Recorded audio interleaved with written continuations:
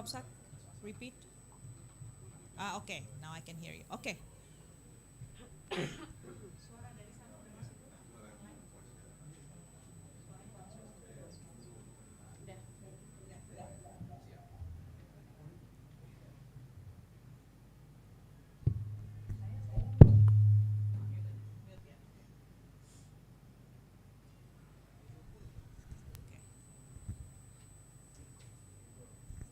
Mulai ya? Okay.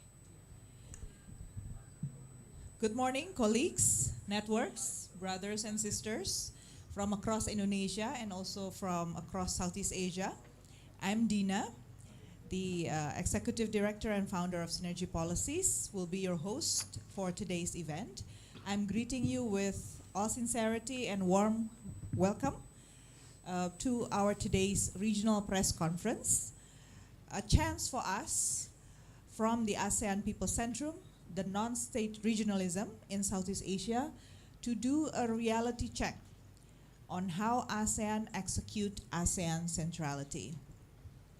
In less than a week, to be precise, just about 5 days from now, the ASEAN leaders, the heads of governments, and the high-ranking officials from all ASEAN member states, and also the upcoming members of ASEAN Timor-Leste, and top executive of ASEAN Dialog Partners will gather in Jakarta for the 43rd ASEAN Summit 2023. It has been reported that over 26 countries are expected to join the summit, and the Jakarta Convention Center will be the venue for this important event. The important for this summit for us is that because this is the ultimate meeting for ASEAN leaders under Indonesia's chairmanship this year in ASEAN. Not only there will be plenary meetings among leaders, there will also be retreats. Retreats in ASEAN means informal meetings for usually sensitive and difficult issues. And during the summit, leaders are expected to strengthen the achievement of ASEAN, especially going into the 2045. So it is very timely, and I very much appreciate that all colleagues here from across the region are joining us in asking the question, because we believe in ASEAN. We work through ASEAN. We put hopes into ASEAN. So we deserve to ask. Sorry, Jenny, are you trying to talk to me?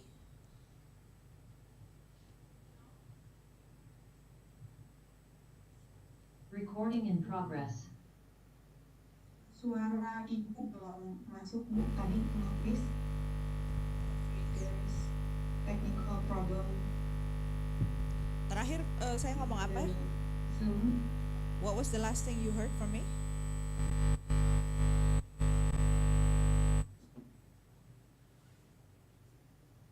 Jenny, what was the last thing you heard from me?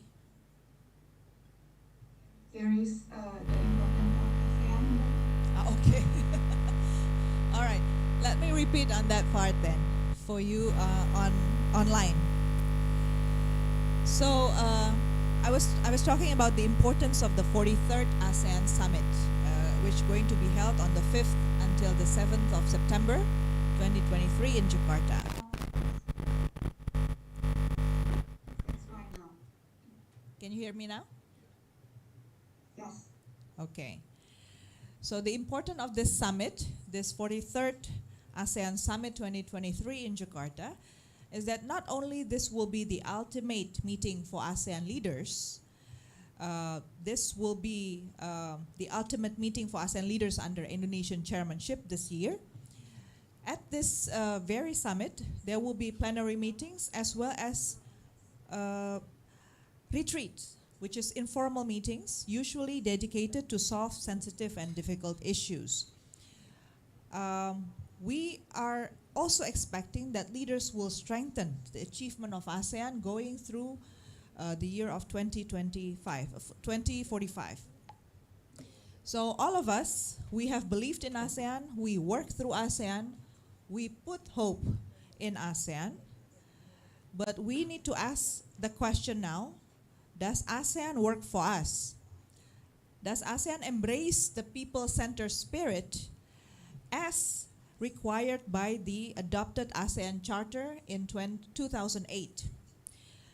So today, we ask the question whether the outcomes produced by ASEAN has aligned with the needs of the people that we work with. So let's do an audit, a social audit, economic and political audit. Let's talk about ASEAN today, and we need to see all of this now. It's very urgent because we have seen the unraveling new international dynamics across the globe and also across the region. So today in this hybrid platform, me and my colleagues in Jakarta are gathering here in Menteng, and all of you who are online are joining through Zoom and YouTube channel.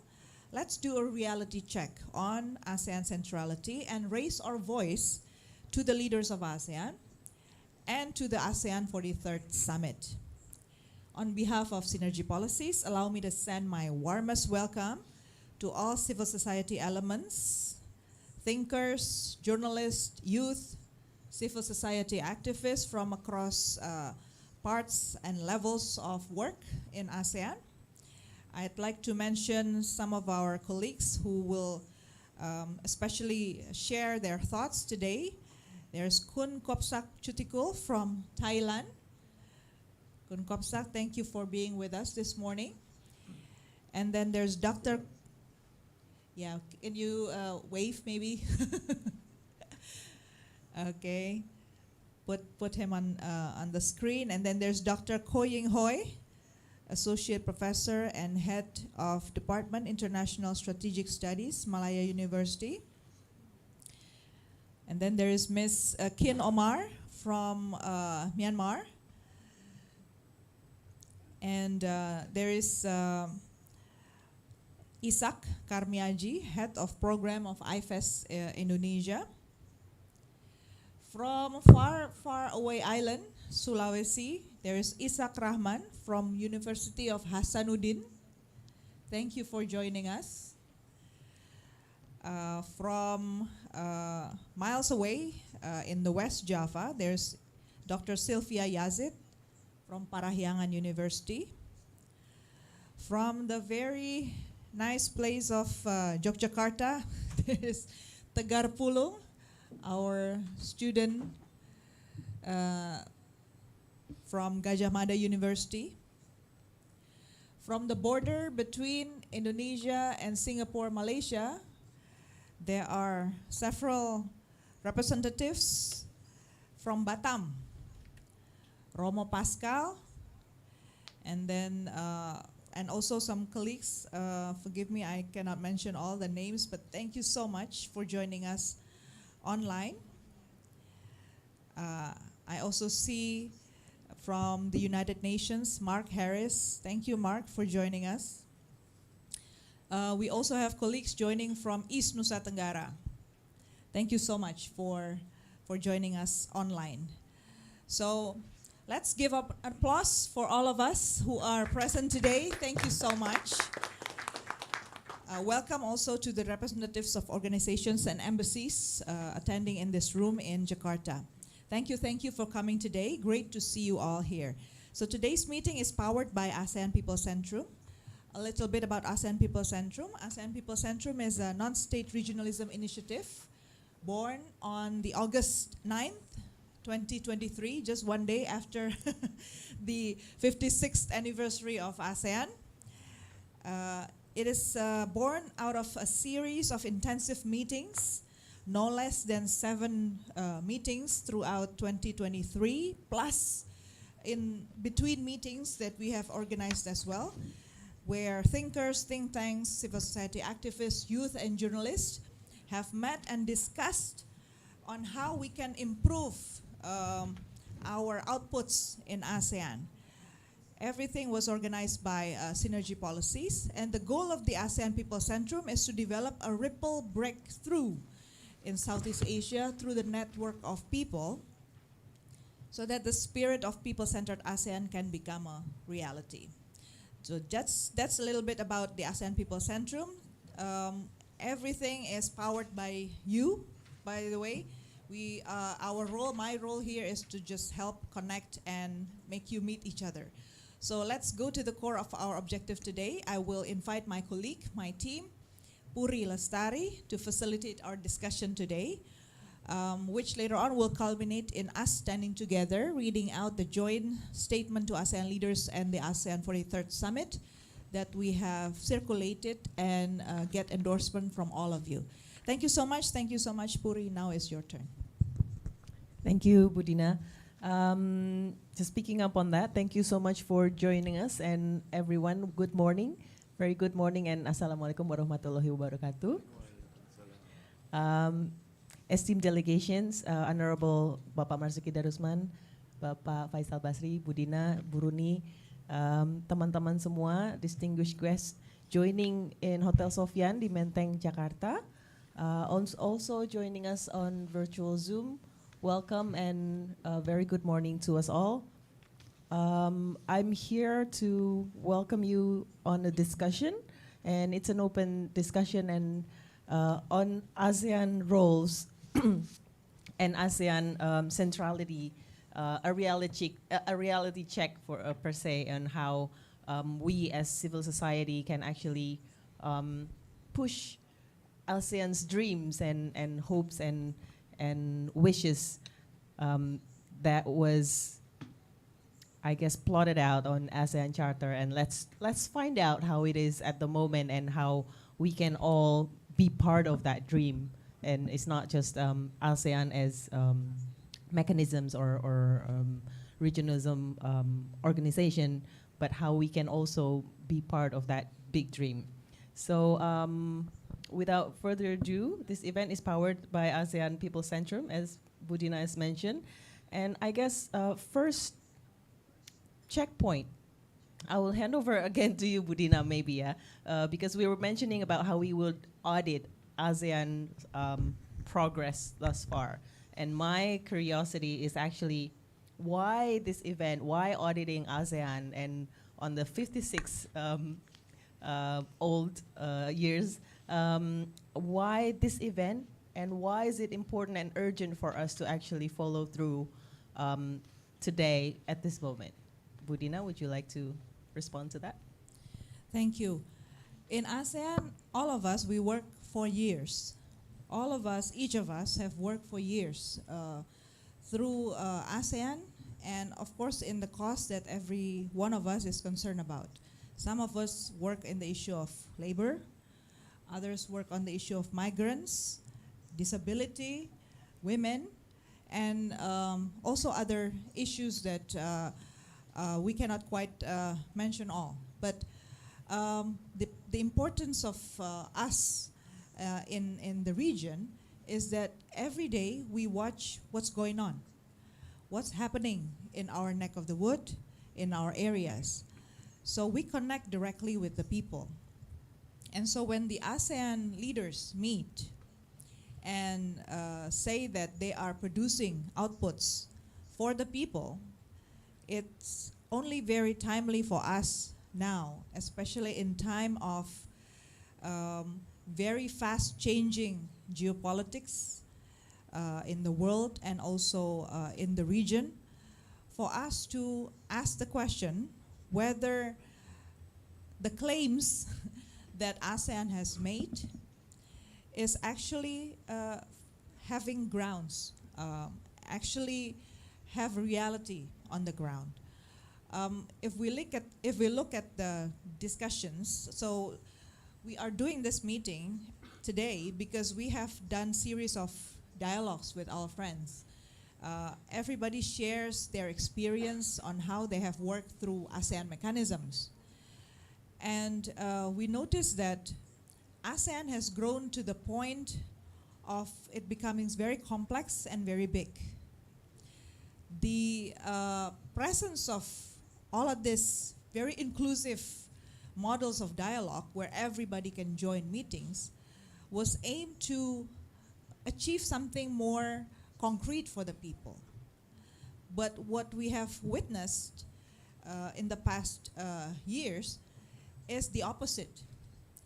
ASEAN become more state-centric, more procedural.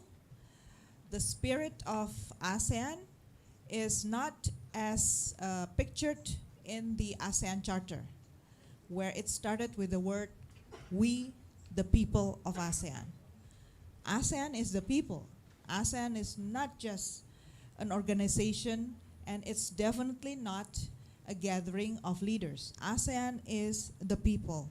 That's the spirit of ASEAN Charter that distinguishes it from the Bangkok Declaration. So there has been transformation in ASEAN, and does our leader aware of this?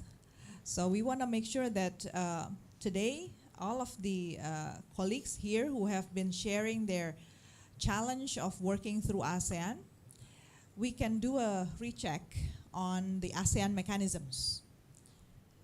That's the reason why we do this meeting. Okay, thank you for that. I think I'd like to pick up on the role of civil society and how ASEAN was built, that big dream of having ASEAN community is actually based on the people-centric vision, which we would like to recheck, right? Has it been done accordingly? Has it been deployed accordingly? What's the tools that we can kind of monitor of how that come about, or how hasn't been come about at the moment? From the social aspects and perspective, how would you like to share with our friends here? How do you see it, and which are the measures that you, or the tools and methods that you choose to, I guess, employ in this sector? Okay, we start from the ASEAN Charter. That's the tool. Because the ASEAN Charter, issued on the December 2008, is very much people-centered in spirit. It's very clear, even in the ASEAN website, it is mentioned that what distinguished the ASEAN Charter from the previous declarations of ASEAN is that it is people-centered. The preamble is saying that we, people, in the member states of Association of Southeast Asian Countries. So the one declaring to be together, bonded legally, is the people. Number two, at least 10 out of the 15 purposes mentioned in the ASEAN Charter are directly related to the people of ASEAN. Everything. So people is very much at the center of ASEAN community building process. And to promote a people-oriented ASEAN, all sectors has been encouraged to participate in ASEAN meetings. So the next tool for us to audit ASEAN socially after the ASEAN Charter, using ASEAN Charter, is to check the ASEAN mechanism. How are people participating? Who can participate? And if they participate, what kind of participation they have been experiencing? So if ASEAN really work with the people and for the people, then there will be a very effective, intensive communication between state leaders and the people representing a larger group of people. So no need to just limit engagement of ASEAN to selective groups. At this moment, the engagement of ASEAN is very much limited. The paradigm has been on participation and accreditation of accredited groups, rather than the participation of everybody working on the issue. So the question is, how do we gain information about the people? How do ASEAN gain information from the people? Is there an institutionalized path by which people can easily figure out what's the agenda for every SOM meeting, the senior official meetings? if people find that there are new dynamics happening in their part of the region, can they actually communicate it to the ASEAN mechanism easily, and what would they do? So those are the tools for the audit. The ASEAN Charter itself, the ASEAN mechanism, and there are other instruments as well. The ASEAN Community Vision 2025. There we can actually highlight all the achievements that was targeted to promote people-centered. And there's also the ASEAN Human Rights Declaration that's actually mentioning every element of human rights and fundamental freedoms that should be achieved through ASEAN mechanism. So those are the tools, Puri and also brothers and sisters. Thank you. I'm curious to, I guess, dig deeper on that and deep dive on that. But I guess let's put that on the side and have that as a social, I guess, pillar on the auditing tools and mechanisms. As we all perhaps familiar, the social bit can be quantitative and qualitative, and how do we measure that extent of participation and inclusiveness of the people in ASEAN? I'm interested to perhaps move on to Pak Faisal Basri. Bang, Bang aja nih mainnya. Bang, I'm curious, since Budina was mentioning about the social aspects or pillar of ASEAN participation, I'd like to, perhaps our friends here would also like to hear and learn about the economic side of our ASEAN. As we know, it's the Indonesian chairmanship adopted the tagline, what is it again? The epicentrum of growth, right? So when we say growth, apparently immediately are associated with economic growth. So how do you see it from your perspective? How has ASEAN been performing and including the people in the economic sector? From economic point of view, recently, most ASEAN stock market are under pressure, except Vietnam. So the best performer is on the Vietnam, but the rest goes to negative range, very under pressure. The rate of growth is declining or stagnant at quite low level compared to, let's say, 10 years ago, 5 years ago. And the essence of ASEAN, one of the pillars of ASEAN is free trade, initiated in, I forgot, 1992, ASEAN Free Trade Area. Yeah, could you show my PowerPoint? And ASEAN AFTA, ASEAN Free Trade Area, so far we can see had no significant impact to promote trade among ASEAN countries. Let's say compared to other regionalism, for example, NAFTA. Yeah. NAFTA, only 3 members, US, United States, Canada, and Mexico. 3 of them trade each other 40% of their total international trade, foreign trade. EU, of course, is phenomenal. Intra-trade among EU reached 60%, almost 2/3 of their foreign trade is among themselves. And stable of with increasing trend. But you see ASEAN, yeah, has reached the highest level in 2010, 25.4%, but decrease from time to time, reach the lowest level, 10 member country, not just 3, only 21.2%. So what is the impact of a lot of agreement dealing with trade and so on and so forth? Next, please. Now it comes to foreign direct investment.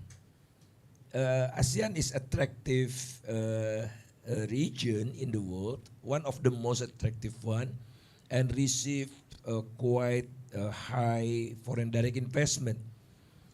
This figure show the contribution of FDI among ASEAN compared to total foreign direct investment coming to ASEAN. You see, it seems that ASEAN country prefer to invest outside ASEAN than ASEAN. So there is no kind of complementarity among us. There is no, a strong, what we call it, global regional supply chain, something like that. And lastly, I just calculate right now, intra-tourism in ASEAN. It's also declining. In 2012, the tourists from ASEAN to ASEAN, intra-ASEAN tourism, reach 44.66, quite big, but lower compared to intra-EU tourism. But in 2019, decreased to 36%. 36%, and after COVID 2021, only 33.2.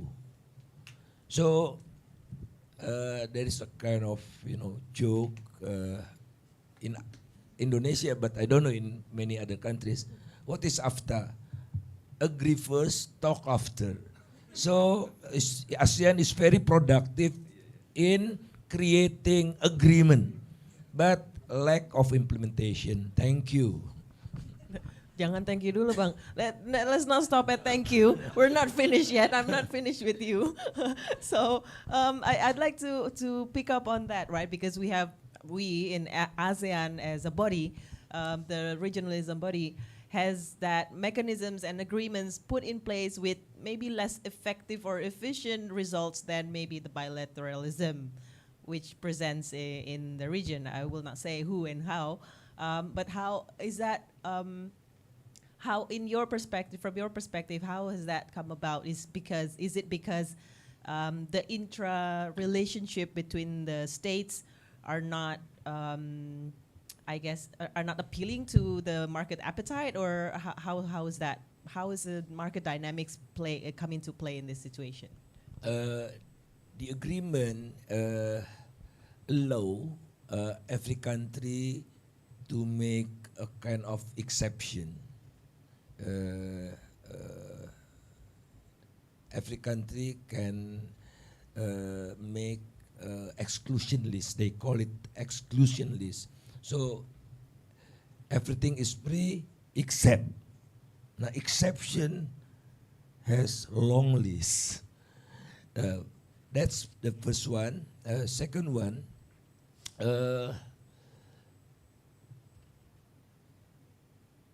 ASEAN is based on cooperation.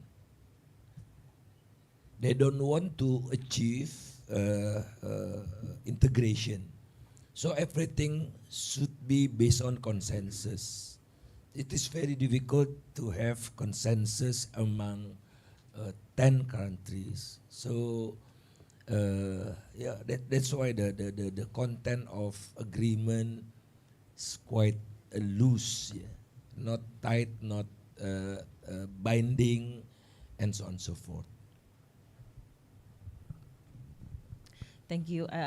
It's clear. So the mechanism itself is not making it easier to actually be effective, and also the consensus-based, I guess, principles is another factor that hampers the deployment of that agreements. I'd like to touch base on migration and labor, Bang. How do you see it happening with all the conflicts and issues that's happening, amongst the states member? What's the trend like, and how has it been connecting to the social bit of our auditing process? I'm very sorry, I cannot touch this. Maybe other friends who actually expert in this area. I'm very sorry. You will not get off that easy, Bang. But let's keep it for another discussion with our discussion a bit later. Maybe our friends there from Migrant Care, mana ya Pak Wahyu, ada nggak? Ada. Ada ya. If you could please have a quick, I guess, touch base on that after we finish with our speakers. We'd like to also learn about the migration and labor states at the moment. Thank you so much, Bang Faisal. Maybe I Yeah, can. boleh, Budina. So the issue of migration is very much inevitable in Southeast Asia. Not only it's an economic necessity at this moment, it has been a tradition. So socially, people has been moving from places, across places in Southeast Asia. A lot of these people are families. So the challenge with ASEAN is that you are trying to make everything very formal and regulated, highly regulated. And what's interesting about the ASEAN agreement is to regulate the movement of migrants, but the movement of goods can be free. So the things that are very fundamental to us as the people is very much regulated. And the more, the less educated you are, so they say, or the less socially disadvantaged you are, the more regulation you have to experience in order to move across borders. So this is a challenge.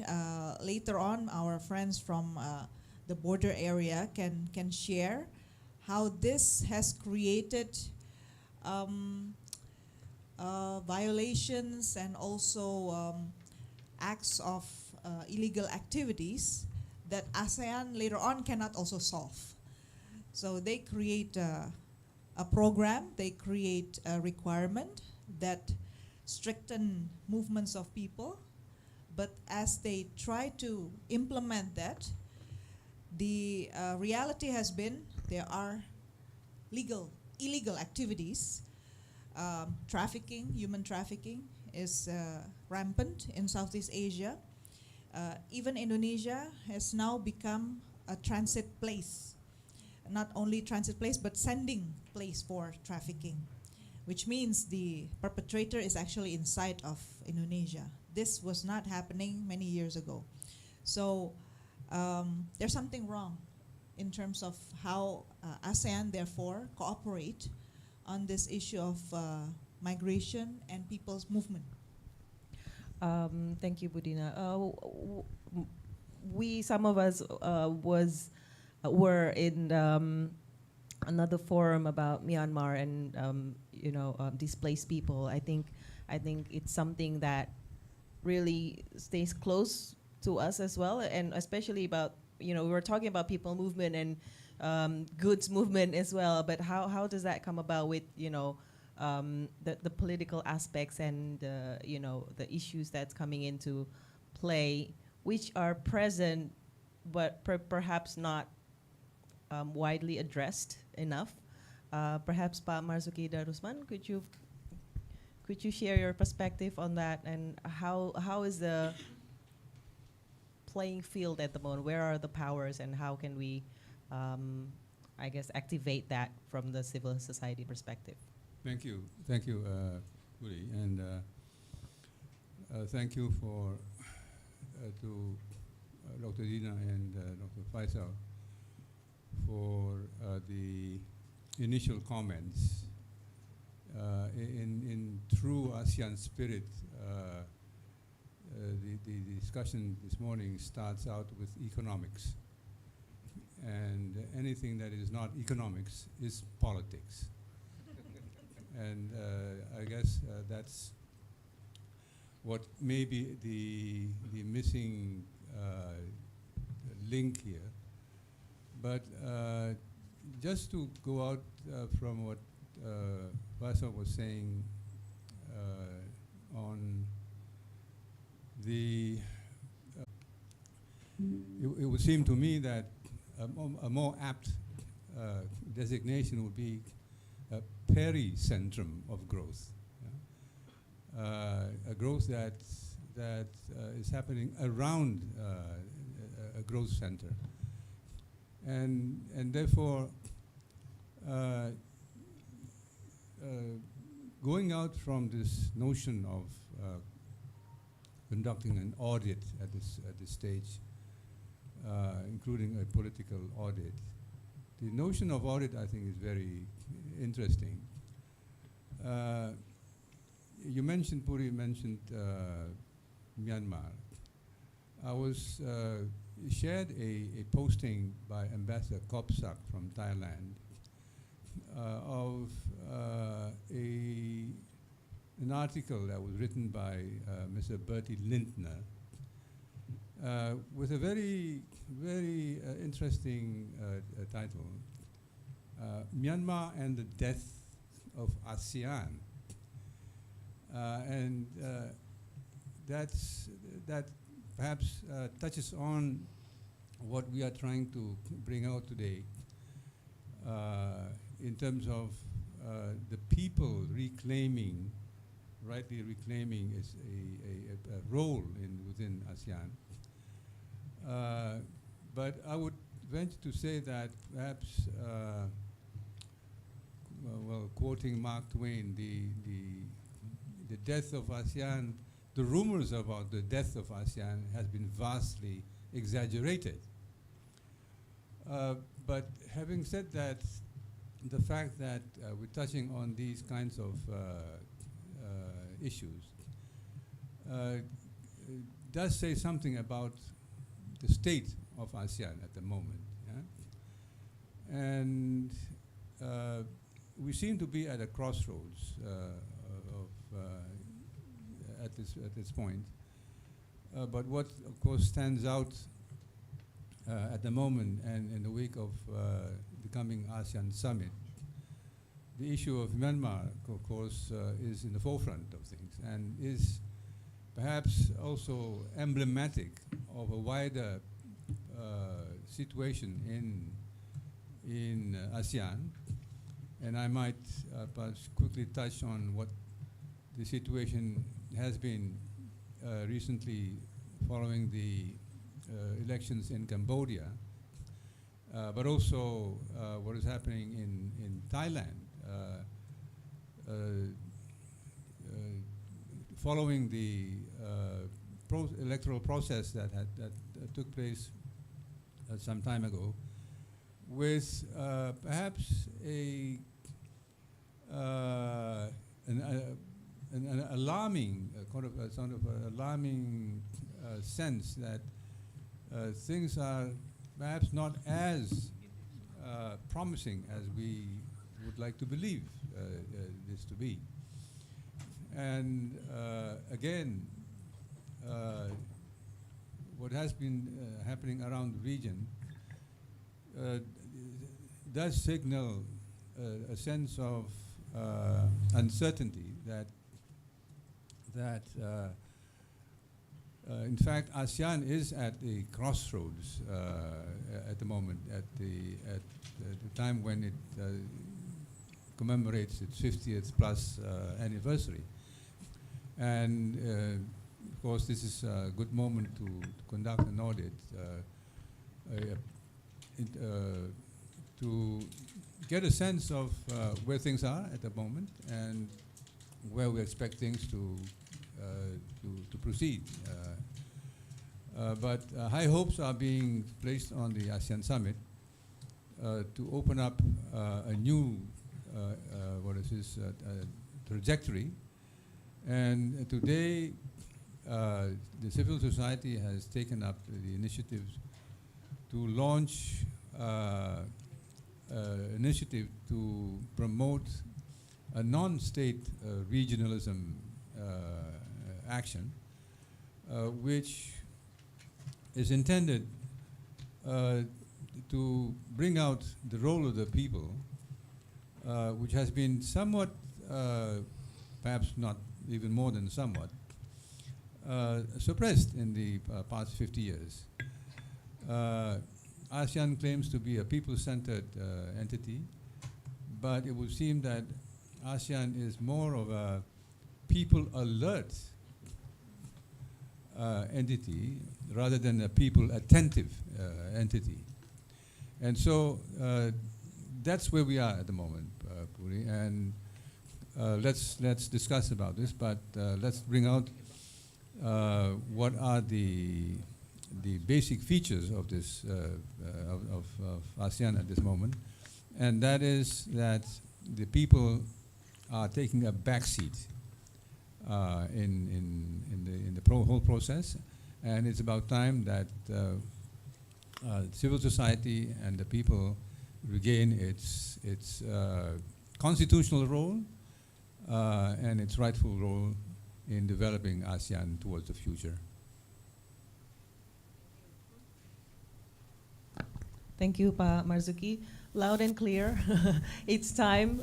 Why it's urgent and why we are all gathered here, because it's understand the urgency of where things are and the geopolitical climate as well, and as how now is the time for civil society to take the lead and kind of be in the driver's seat. So thank you so much for that. I'd like to propose, I guess, a break. Who are here? We have snacks and coffee, tea. Please, help yourself and bring it to your table so we can continue the conversation. And for those of us in the Zoom and virtual world, please do help yourself as well. Get your coffee and tea, because things are gonna get interesting after this. We're gonna be listening to our discussions on this matter and really get into the reality of how things are at where you are and where ASEAN and us can be part of active participations in ASEAN. So with that, shall we go ahead with the discussions? Budina? Okay. We have a few discussants on Zoom, and I'd like to, I guess, listen from the regional perspectives first. So if we have, should we do Professor Kumkopsak first? If Miss Ying Hui is there as well? Yeah. So Kin Komar, Miss Kin Komar, I don't think she's there. Is she coming in? Yeah, she's coming. So we have three experts on the regional perspective. So if we can have, yes, one more, Ms. Kin Komar, if you can highlight the three of our speakers.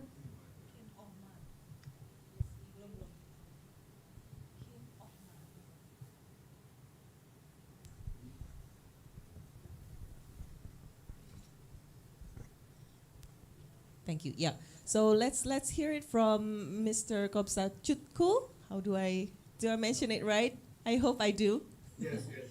Great. Yeah. So Mr. Chop, Oh, yes, close enough. Yes. close enough. Okay. How do you say it? Can you, if you can? How? Well, depends what nationality you are. Oh, okay. So I'm Okay. Indonesian. How should I Maybe- address you? Indonesian maybe Gopak, Tiko, Pak yeah. Pak Kopsachutku. Okay. Okay. Yeah, yeah. Okay. So Pak Kopsachutku is diplomacy activist from Thailand. So do you have any comments on what's being shared at the moment and why we are here for this joint statement? If you can have the next 5 minutes, that would be great. Thank you so much.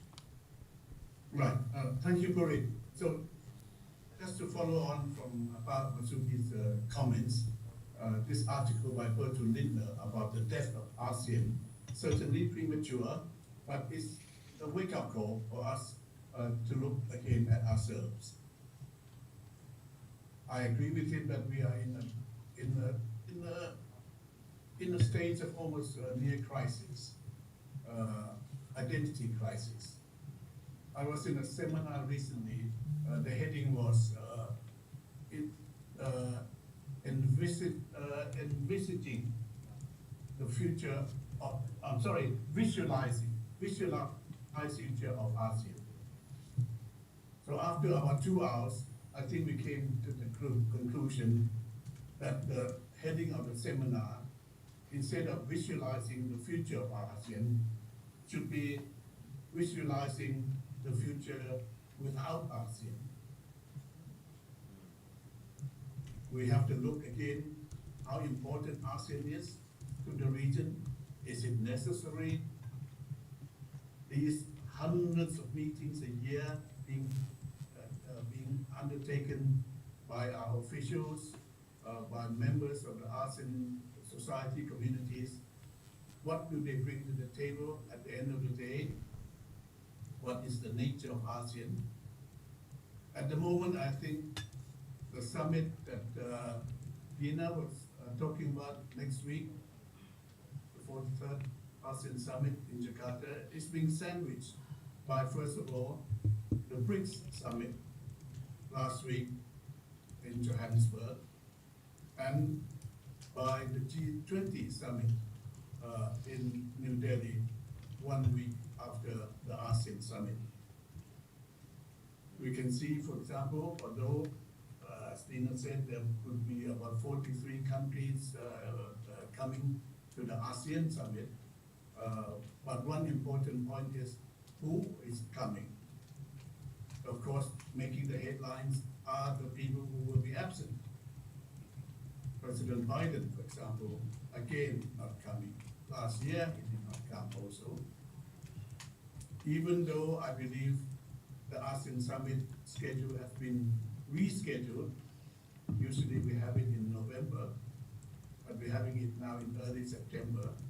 One of the main reasons I believe is, for example, for people like President Biden to come as part of his trip to Asia to attend G20, so that he doesn't have to make a separate trip, and also for other leaders who will be going definitely to the APEC Summit in November in San Francisco, so that they don't have to make a separate journey out to the region to attend our ASEAN Summit.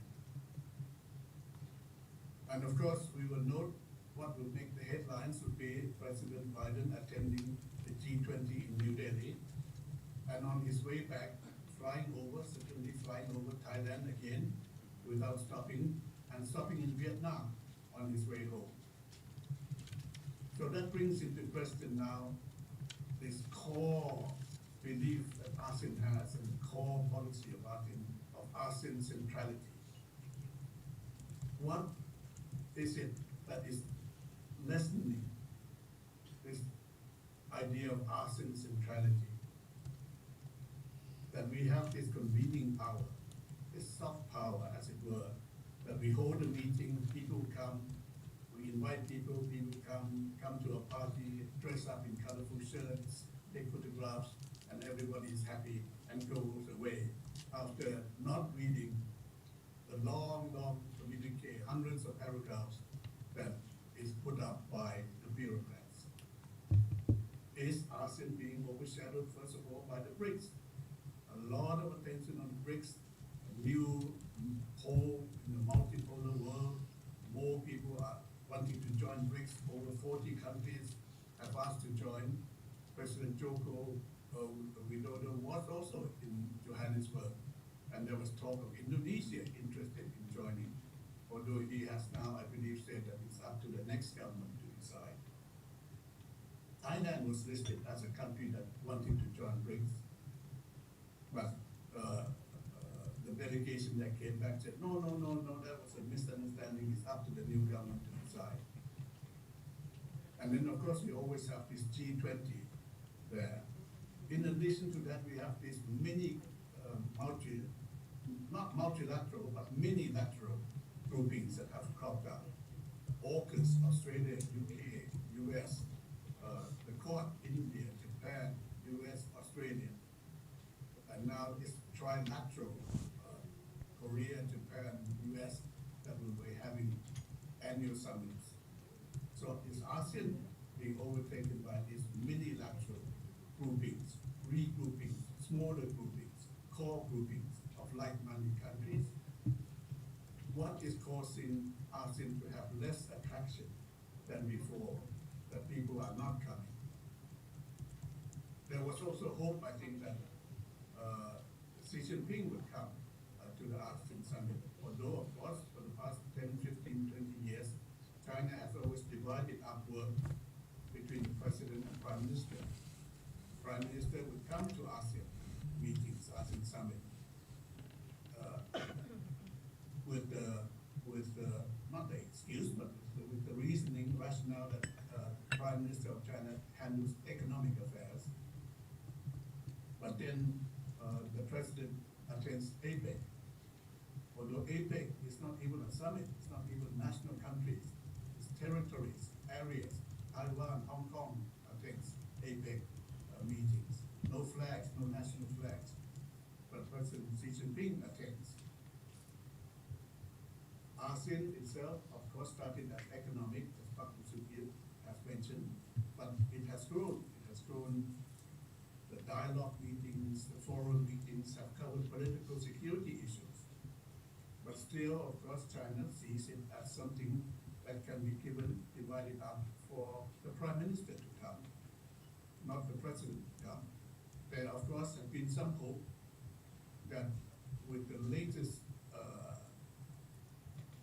Congress and meetings in China, the paramount power of President Xi Jinping, that the prime minister is no longer somebody who has given a free rein of economic affairs or has much of a say, and all power is concentrated in President Xi Jinping, whether China would choose them to come to ASEAN, because they always say ASEAN is important, ASEAN is central, ASEAN unity, and they will follow ASEAN ways and policies and support ASEAN. But no, I believe it's still practice of China to send their prime minister to ASEAN meetings, and the president goes to meetings like the BRICS, G20, and APEC.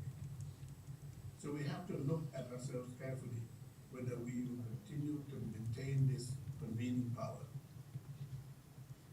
And we have then now to ask our leaders to make a proper, practical, realistic assessment of where ASEAN stands and where the strengths of ASEAN can come from.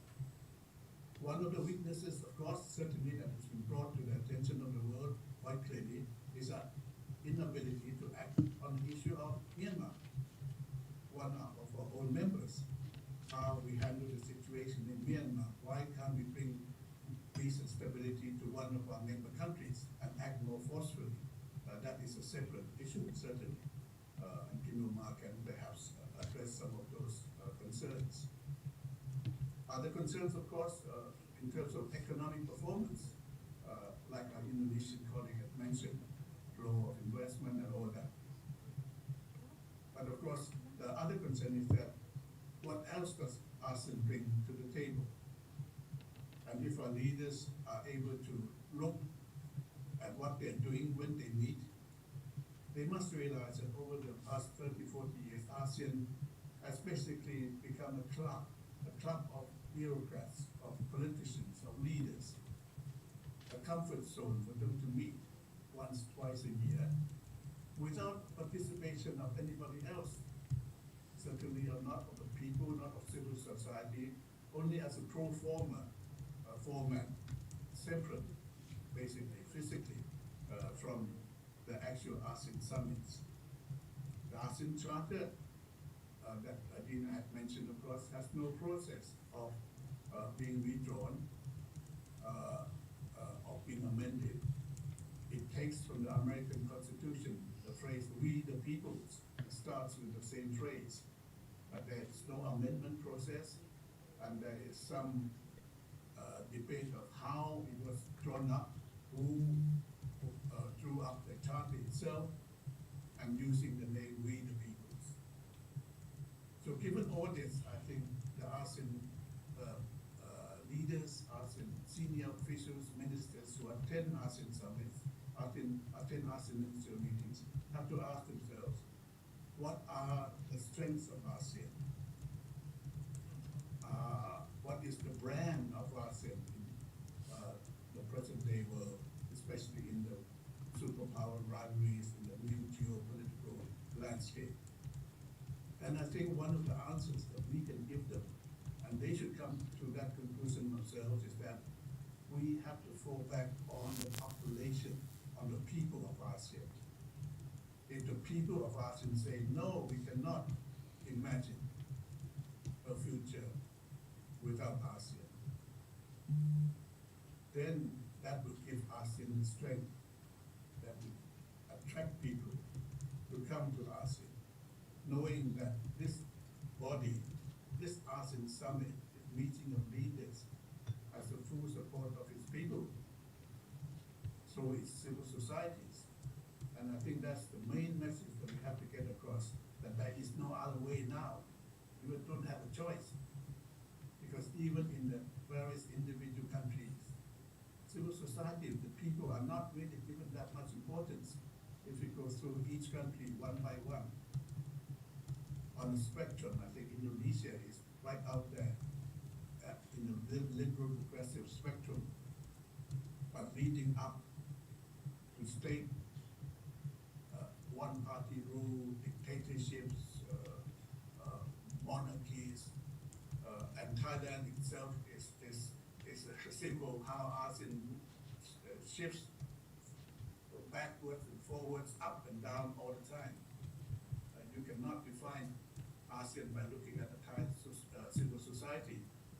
Even though ASEAN was formed in Bangkok in 1967, of course, but Thailand hasn't moved far away, hasn't progressed far, and that perhaps is reflected in ASEAN itself.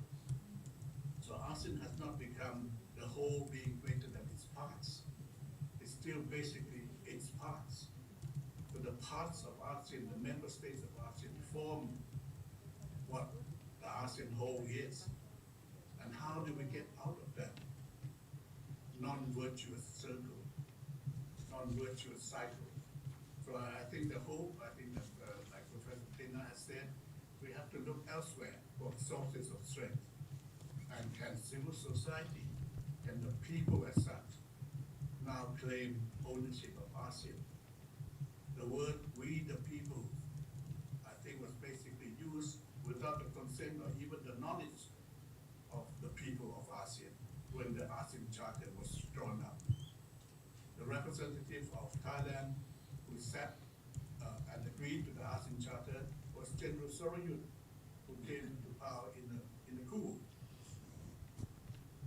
So that reflects, again, the nature of the collective ASEAN identity. We still don't have that identity of liberal, open-minded, based on people power, listening to the people and giving the people enough importance. But the point point now, I think, is that the world has changed. There is a crisis. People are not actually turning away from ASEAN, but not giving it that much importance. Again, reflected by the fact that President Biden will be flying over ASEAN to New Delhi to attend the G20 without even dropping by ASEAN on the way.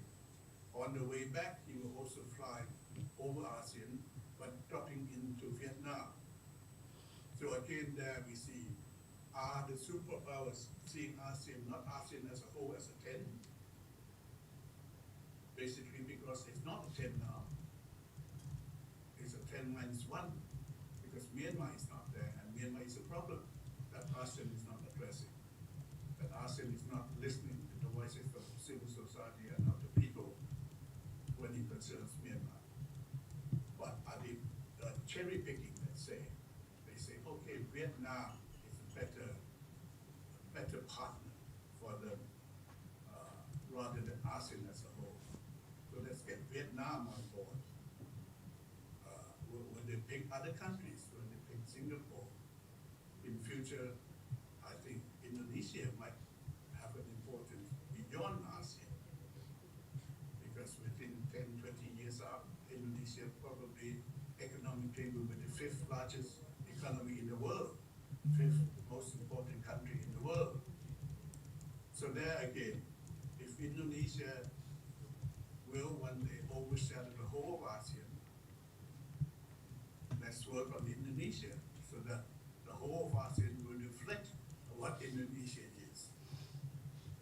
And basically not reflect, I'm sad to say, what Thailand was in the year 2007, 2008, when the ASEAN Charter was formed, or even 1967. Thailand was under military dictatorship then, when ASEAN was formed, set up in Bangkok. So there again, we have to see the various avenues of how, if we want to preserve ASEAN, if the people want to, if the people gain from having an ASEAN, how do we go about it? I don't think we can depend on these biannual meetings of leaders, this small exclusive club of leaders. As Peter mentioned, there is going to be a retreat. Retreat used to be once a forum, an avenue, a platform where ASEAN advances. They go into a retreat in order to advance. But nowadays, they go into a retreat in order not to make decisions, to hide away from making the tough decisions. So we don't expect anything to come out of a retreat nowadays, even the retreat that's coming up. And again, once again, to reflect how political, social conditions in member states affect the ability of ASEAN as a whole to act and to move forward. Thailand will be represented not by a government elected by the people, but by a holdover from the previous coup-installed government, because we don't have a fully elected government in place yet by next week. It still has to be formed. So officials will press of the former regime that the people voted out of office will be representing Thailand in the ASEAN Summit next week. So there you have all these various considerations, constraints that hold back ASEAN. And the only common denominator I can see now is the voice of the people. This is the only option that ASEAN has, because they've been trying all these other options for 50, 60 years, and now we are basically moving backwards. People are not coming to ASEAN meetings. They're not giving importance to what ASEAN says. They're not reading through the 100 or so paragraphs of the ASEAN statement, because they know it doesn't say anything, it doesn't mean anything, and not even the ASEAN countries themselves will implement what they agreed upon. So I think I agree fully with President Dina that this is the time, yes, to try once again to raise the flag of civil society, of the people, and tell this small club of bureaucrats and leaders, political leaders, who is the real majority, who is the real voice within ASEAN. Well, thank you for now, putting Thank you. let's hear the voices of the people, because I myself am an old bureaucrat, I'm an old politician, and who has attended ASEAN Summit, so I bear a lot of responsibility in my old age for the present state of ASEAN now. But I want to make amends in my winter days to say that we were wrong. Thank you, for thank not you, Pak Gopsak. believing in the people. Thank you. It's not old, it's seasoned, and that wisdom is what's needed to move forward. It's about learning from, past different words and, responding to the current world and trends, and how do we move forward together. We have youth here as well, and how I think that wisdom bears a lot of weight as well and importance on how, we all can learn from each other. And I think it's about time ASEAN can learn from each states to become part of the whole, and to present ourselves as a whole, not just, one part of a whole, but, a solid, integrated body that clearly defines where it stands on issues concerning the people of ASEAN. So thank you so much, Pak Gopsak. Seasoned, so not old, seasoned. It's like wine. The older we get, the longer time we get to spend in, the better it presents ourselves. So thank you so much. I'd like to pick up on that issue as well, how the intra-state dynamics also reflected on the ASEAN positioning, and how ASEAN, as we mentioned, it's an regionalism that cares for the people, but really a long time has been turning its back on the people. So if I can hand over to Miss King Omar. We spent the day yesterday and shared about Myanmar as well, and I think it's something that needs to be addressed, and how the civil society can actually take charge this time and be the engine of transformation that the ASEAN needs to be in this day and age. Ms. Kin Omar, if you can have the floor for 5 minutes, thank you. Oh, can you hear me? I'm hearing the echo sound. Can you hear? Yes, we can hear you clearly. Oh, great. Thank you. Yeah, thank you. Good morning, everyone. Also, thanks to Synergy Policies, Ms. Dina, for inviting me and having a chance to be with you this morning. But my apology because I'm at the airport. It's really noisy. I hope you can, my sound is okay. Yeah? Okay, thank you. Yeah. So just, I tried to catch up in the public space a bit hard for me too, but I've been hearing my senior respectful Park and also Ambassador Kopsak, and it really also kind of made me recall my conversation I had with late Secretary General Dr. Surya Pinsawat, as I was complaining to him about the shortfalls of the ASEAN Charter, and he was smiling, looking at me, smiling, and then holding this green book in his hand and told me that, Kenoma, use this as your Bible. I'm like, okay. It's just like, I want to, but we're seeing these shortfalls, even in the moment of the charter was adopted. I remember even as a civil society that we came up to be adopting our own people's charter, because we see all of these shortfalls, that we see how our region will not be able to move forward as a this caring and sharing community with this plan for 10 years, 25 years. I think from the civil society we were very clear. But then I remember hearing from Ambassador Kopsak, and then hearing myself on my conversation with Dr. Surya Pinsawat. I think just to share with you all very quickly on our Myanmar experience, I have to say that ever since Myanmar was adopted, as you will recall, it was unconstitutional military junta. It was unconstitutional military junta. and yet the ASEAN accepted, not the people, they accepted the junta. Because all along, since Myanmar was accepted, the Myanmar people, the democracy and human rights activists, or the democracy movement, were always sidelined, always, always. And I would say even until now, that we are still being sidelined. Because as you know well of the ASEAN 5-point consensus, ever since it was adopted, drafted and adopted almost 2.5 years ago, two months after the crisis, none of the political stakeholders, legitimate stakeholders of our Myanmar people were a part of that. So I think, there's so much for ASEAN to reflect and rethink, because I truly believe that, unless Myanmar crisis is resolved, that Myanmar has a doable solution and to move on, the ASEAN will continue to remain in the process rather than moving forward with the progress. So I think that's how I see where the ASEAN is.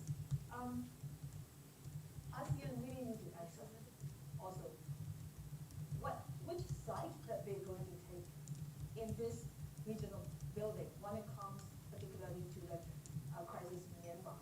Are they going to take side with the people of Myanmar who are already winning this murderous, illegitimate military junta on the ground, that they have established they've been establishing the people administration, there are people-to-people solidarity support and humanitarian services, health and education.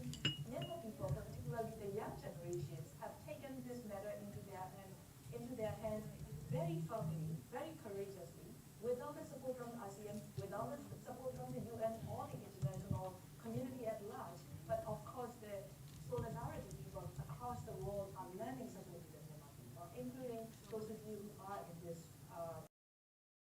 I think this is the time the ASEAN should not take any more risk waiting, but take the courageous step to address the Myanmar crisis, because it is in the same package, right?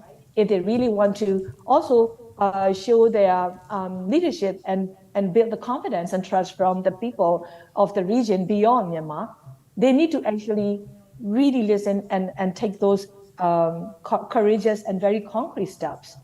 The 5-point consensus, as you know well, the very first point is to end the violence. And the whole world and beyond know and see and have witnessed how this military junta in Myanmar have been committing these international crimes. And just to recall for all of us, in the 2.5 years, this military killed more than 4,000. Most are democracy activists, human rights activists. Some are just even children who were not even, who were being with their parents, for example. More than 24,000 have been arrested. About 20,000 still remain in detention. And these 20,000 democracy activists, human rights activists, face this torture on regular routine. More than 70,000 houses and public properties being already destroyed, mainly by the airstrikes of the military junta, but also in some cases, they set the whole villages on fire, and they've been using this mortar and artillery shellings directly targeting to the civilian villages. So all of this, already led more than 1.6 million Myanmar people to become internally displaced, fleeing from the military conflict, military direct attack within the country. So I think this, a multi-dimensional crisis is something that ASEAN have to now, we want them to take the step and say that, look, 2.5 years, we failed. We are not able to do it. And the reality is ASEAN doesn't have the capacity to actually address this. But also ASEAN doesn't have that collective common political will to address this Myanmar crisis at the same time. So I think at this point, what do? I mean, for those of us from Myanmar side, we are calling on ASEAN to go beyond 5-point consensus, because 5-point consensus no longer relevant. But also, if knowing of the ASEAN internal dynamics and politics, we're calling on the individual member states to also take up this, show the leadership. And that includes, of course, Indonesia. Now is the chair, but in next few months, the Indonesian chair is going to end.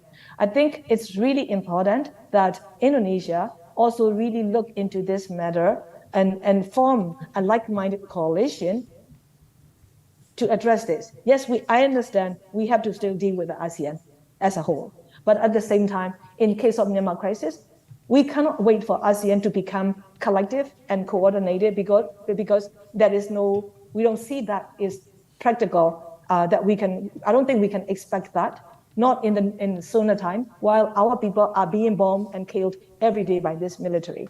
And my last point is ASEAN needs to be aware that by not stopping this military junta, but also by individual member states being supporting the financial and arms flows to this Myanmar military junta, they become, as individual member states or as ASEAN, become complicit in Myanmar military's international crimes. I think this is something that we should all raise this to the ASEAN. And when they have the responsibility for peace and stability in the region, they have also the responsibility to protect the people of the ASEAN and people of Myanmar. And yet they are now complicit in the killing of the Myanmar people by this military. So how do we address that? I will leave it for your further deliberation and discussion, but with this, I want to conclude my sharing with you, and I'm truly sorry that I won't be able to continue to stay until the end because at the airport, and also my boarding time is getting soon. So please allow me to leave here, and thank you so much for having me again for this in this meeting. Thank you, Ms. Ginomar. Thank you so much for sharing and making time and space for this conversation. I think it's important to have your voice in this conversation as well. I'd like to pick up on a few things that you mentioned about being as a whole, but also have that accountability and responsibility as individual state, whichever can drive that machine forward, right? For example, Pa Faisal and Pa Kopsap mentioned about Vietnam as being singled out as economic power, I guess.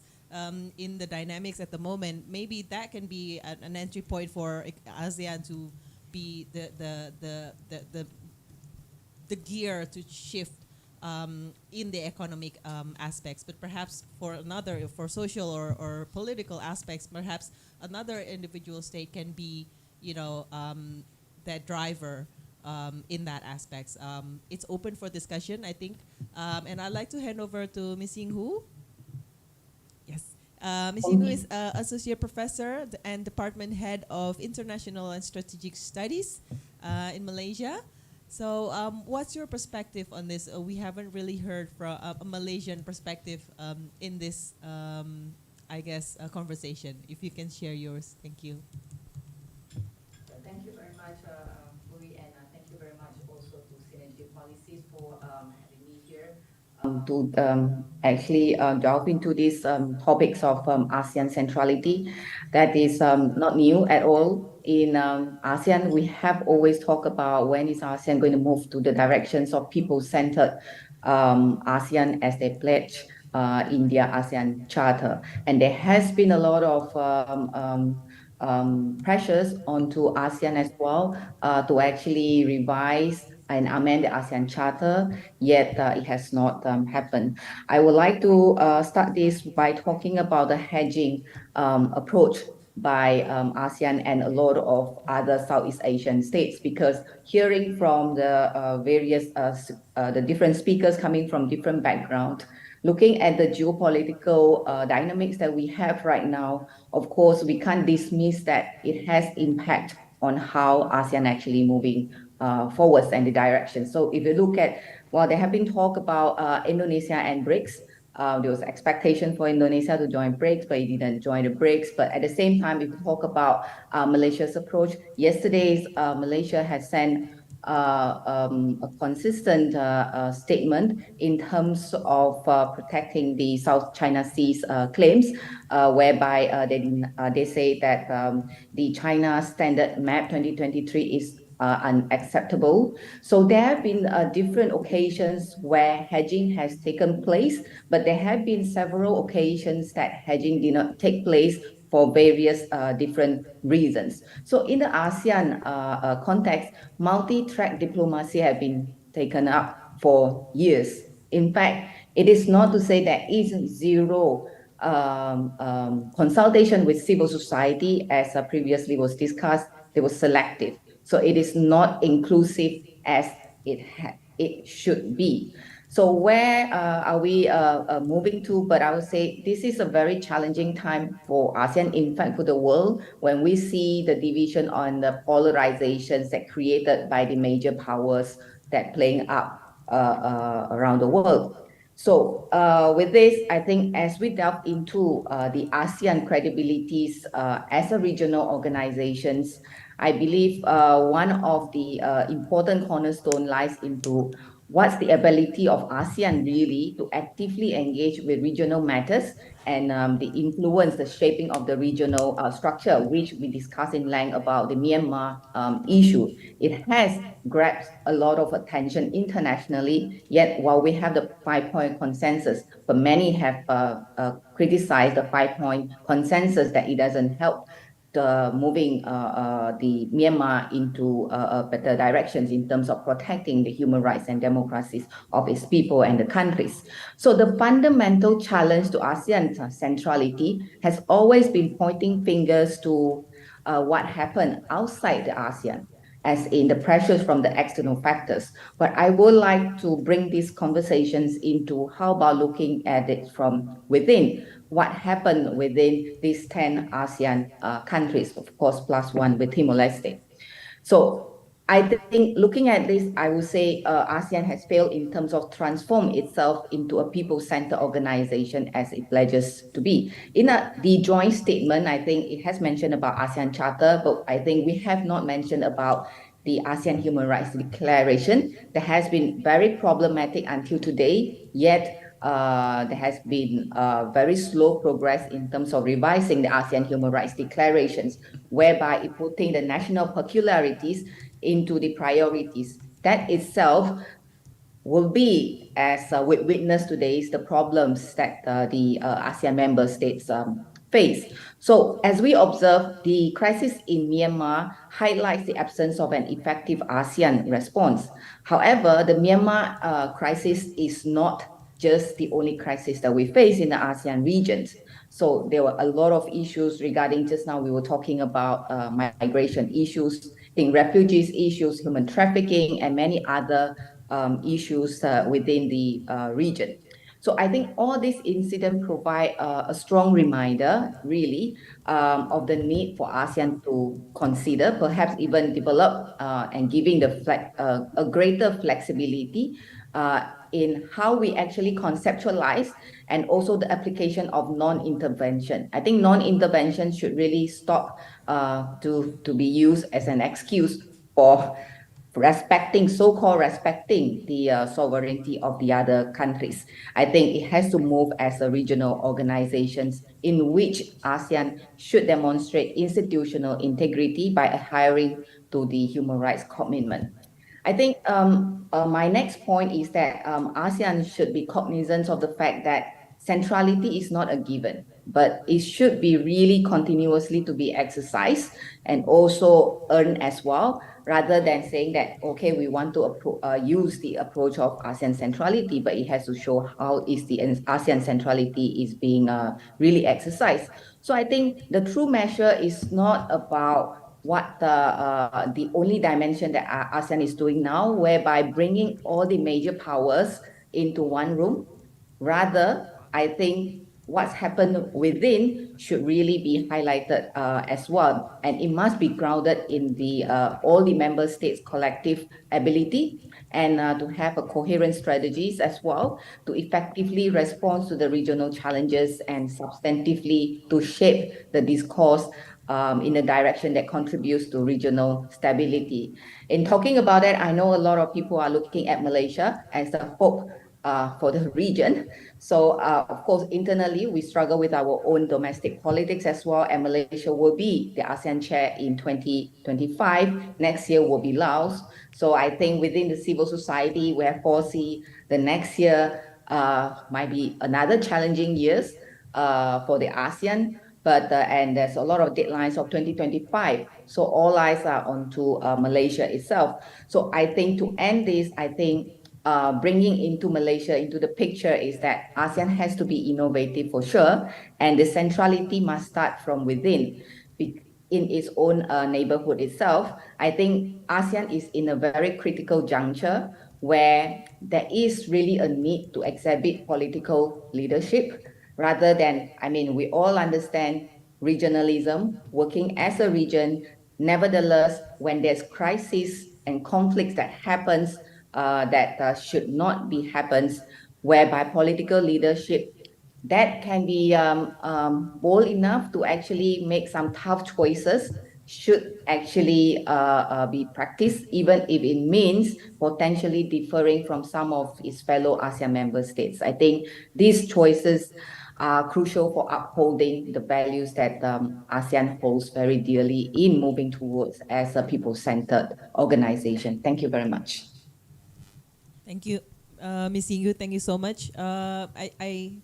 I will highlight that one point that you mentioned about centrality is not a given. It's something that's dynamic and needs to be, I guess, addressed and revised, not revised, refreshed as we go along as a response to, geopolitical and such and such. So on that note, I think we have the three regional perspectives shared their voices. I'd like to turn our attention to our participants here, our discussants who are present in this room in Menteng. We were talking about, boundaries and migrations and other issues regarding labor. So perhaps Pak Wahyu and you have, yes, there is a microphone on each table, and I think I'd like to invite Pak Wahyu and Pak Timbul following up. And yeah, let's just stay on that, and the floor is yours for the next 5 minutes. Okay, yeah. Silakan. Thank you, Mbak Putri.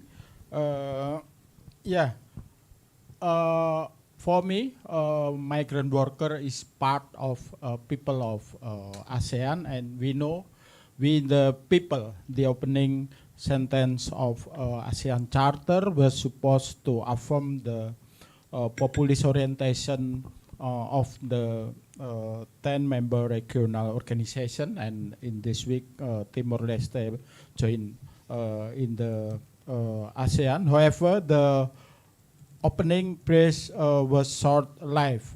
ASEAN reform agenda has stagnation because ASEAN still prioritize the principle of non-interference principle, which holds ASEAN space to be more humanist. ASEAN countries are fragile in the implementation of democratic tradition, and authoritarianism still flourish. Therefore, ASEAN cannot do much when the member state commit human rights violation or even use armed force and element of violence enforcing their power. In such a situation, the ASEAN Charter mandate member state uphold human rights and democracy often become nonsense document. Under this condition, the strength ASEAN in these years in the hands of Indonesian chairmanship, it is challenge and obstacle. ASEAN is not doing well. Myanmar and Thailand are still under military rule. The chain of power in Cambodia has only changed hand from father to son. Very undemocratic, and the space of civil liberty is also narrowing in most of ASEAN member states. This situation was the condition of migrant worker in ASEAN region. There is no safe and dignified governance of labor migration without democratic governance that protect human rights and civil liberty space. In the last ASEAN Summit in May in this years in Labuan Bajo did produce 3 ASEAN declaration document related with the migrant worker and human trafficking to respond the worst situation vulnerability experience by migrant worker in ASEAN country. However, the ASEAN declaration can only be effective and fruitful. It is implemented by the government that are accountable, democratic, based on human rights principle, open and people oriented. The spirit of we the people must be kept alive from the present and the future of ASEAN. Thank you. Thank you, Pak Wahyu. It's quite concise and I guess represented what we all shared here as well, especially from a short and concise statement after a few discussions that we have before before this forum. So I'd like to hand over the space to Pak Timbul. Ya. Monggo Pak. Oke, terima kasih Mbak Putri. My name Timbul Siregar from BPJS Watch. BPJS Watch focus on issue of the social security and labor, especially in Indonesia. But it's I think I think momentum of the ASEAN Summit next week, it is very important to labor in Indonesia and how to improve to social security and I think welfare of labor in Indonesia. Special for Bang Faisal. Bang Faisal, I will ask to Bang Faisal. Last week, Governor of Central Bank in ASEAN met to discuss about the currency. I think they discuss about the use of the local currency for transaction in the ASEAN countries and ASEAN region. Consider to strengthen the stability of the currency of its ASEAN members country. Maybe Bang Faisal can respond this issue because we have a problem with the salary among the ASEAN countries like Indonesia, minimum wage. Our friend in Union always compare the minimum wage in ASEAN, Indonesia and Singapore and Malaysia. So we are different because we have a different currency. How about with if our country in ASEAN can implement currency for the transaction in ASEAN region for Bang Faisal? And I think as a focus our organization in social security and labor, the ASEAN Summit is an important moment to increase human resources accompanied by social security protection. I remember Ferry Warjio mentioned about not only epicentrum of growth ASEAN, but ASEAN is epicentrum of family. Not only epicentrum of growth, but epicentrum of family. I don't know what the meaning of the family in this statement, because if we one family, I think we have to push I think treatment equal social protection its other countries in ASEAN. So I think we have unfair implementation. I think not unfair, yeah. Different implementation in Indonesia with the ASEAN countries compared to the Singapore or Malaysia. Yeah, I think a problem is Indonesia has not yet have a roadmap for increasing human resources to the able to meet the need of the industrial world and business world in ASEAN. It's we talk about the education and training vocational. Yeah,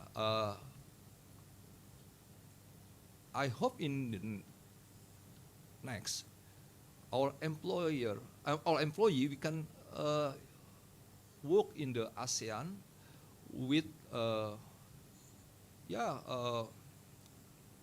good quality of the human resources. But to reach that, we have government have to prepare a program of educational and training vocational, so we can reduce the unemployment in Indonesia. Not only we send domestic workers, but we have to send the professional workers in ASEAN region, so we can competitive to make good competitive in with the region ASEAN employee. And the next, I think we have to. I hope we in the next in the ASEAN Summit we can the leader can discuss about the opening of the opportunity to BPJS kesehatan or tenaga kerjaan can operate in these countries like Singapore or Malaysia. So BPJS kesehatan and BPJS ketenagakerjaan can directly services to our migrant workers. Yeah, and, I get information from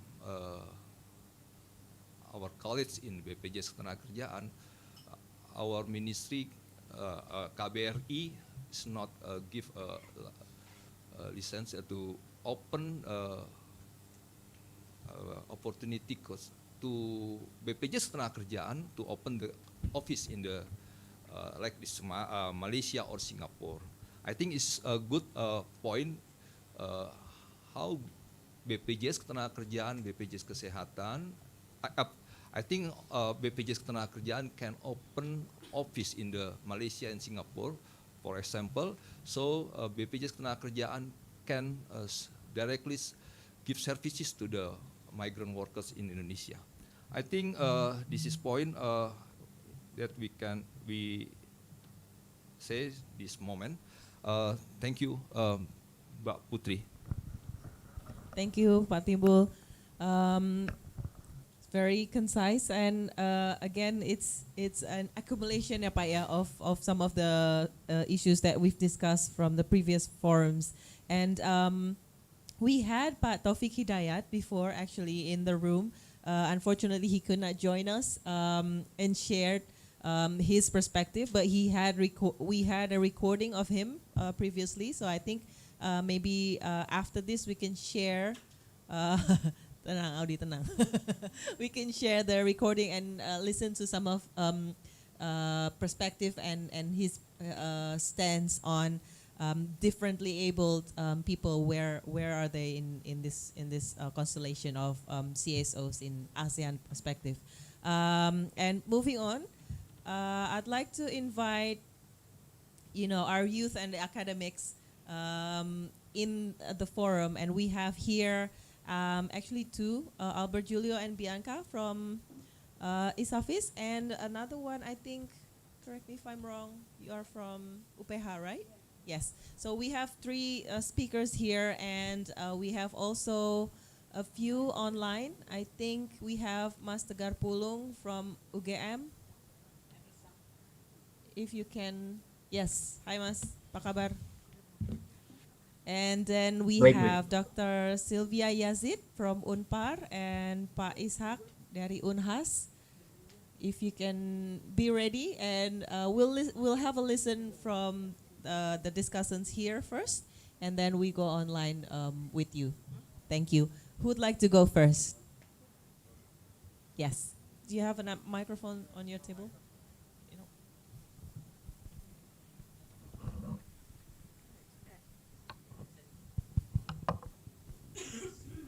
Yes, go ahead.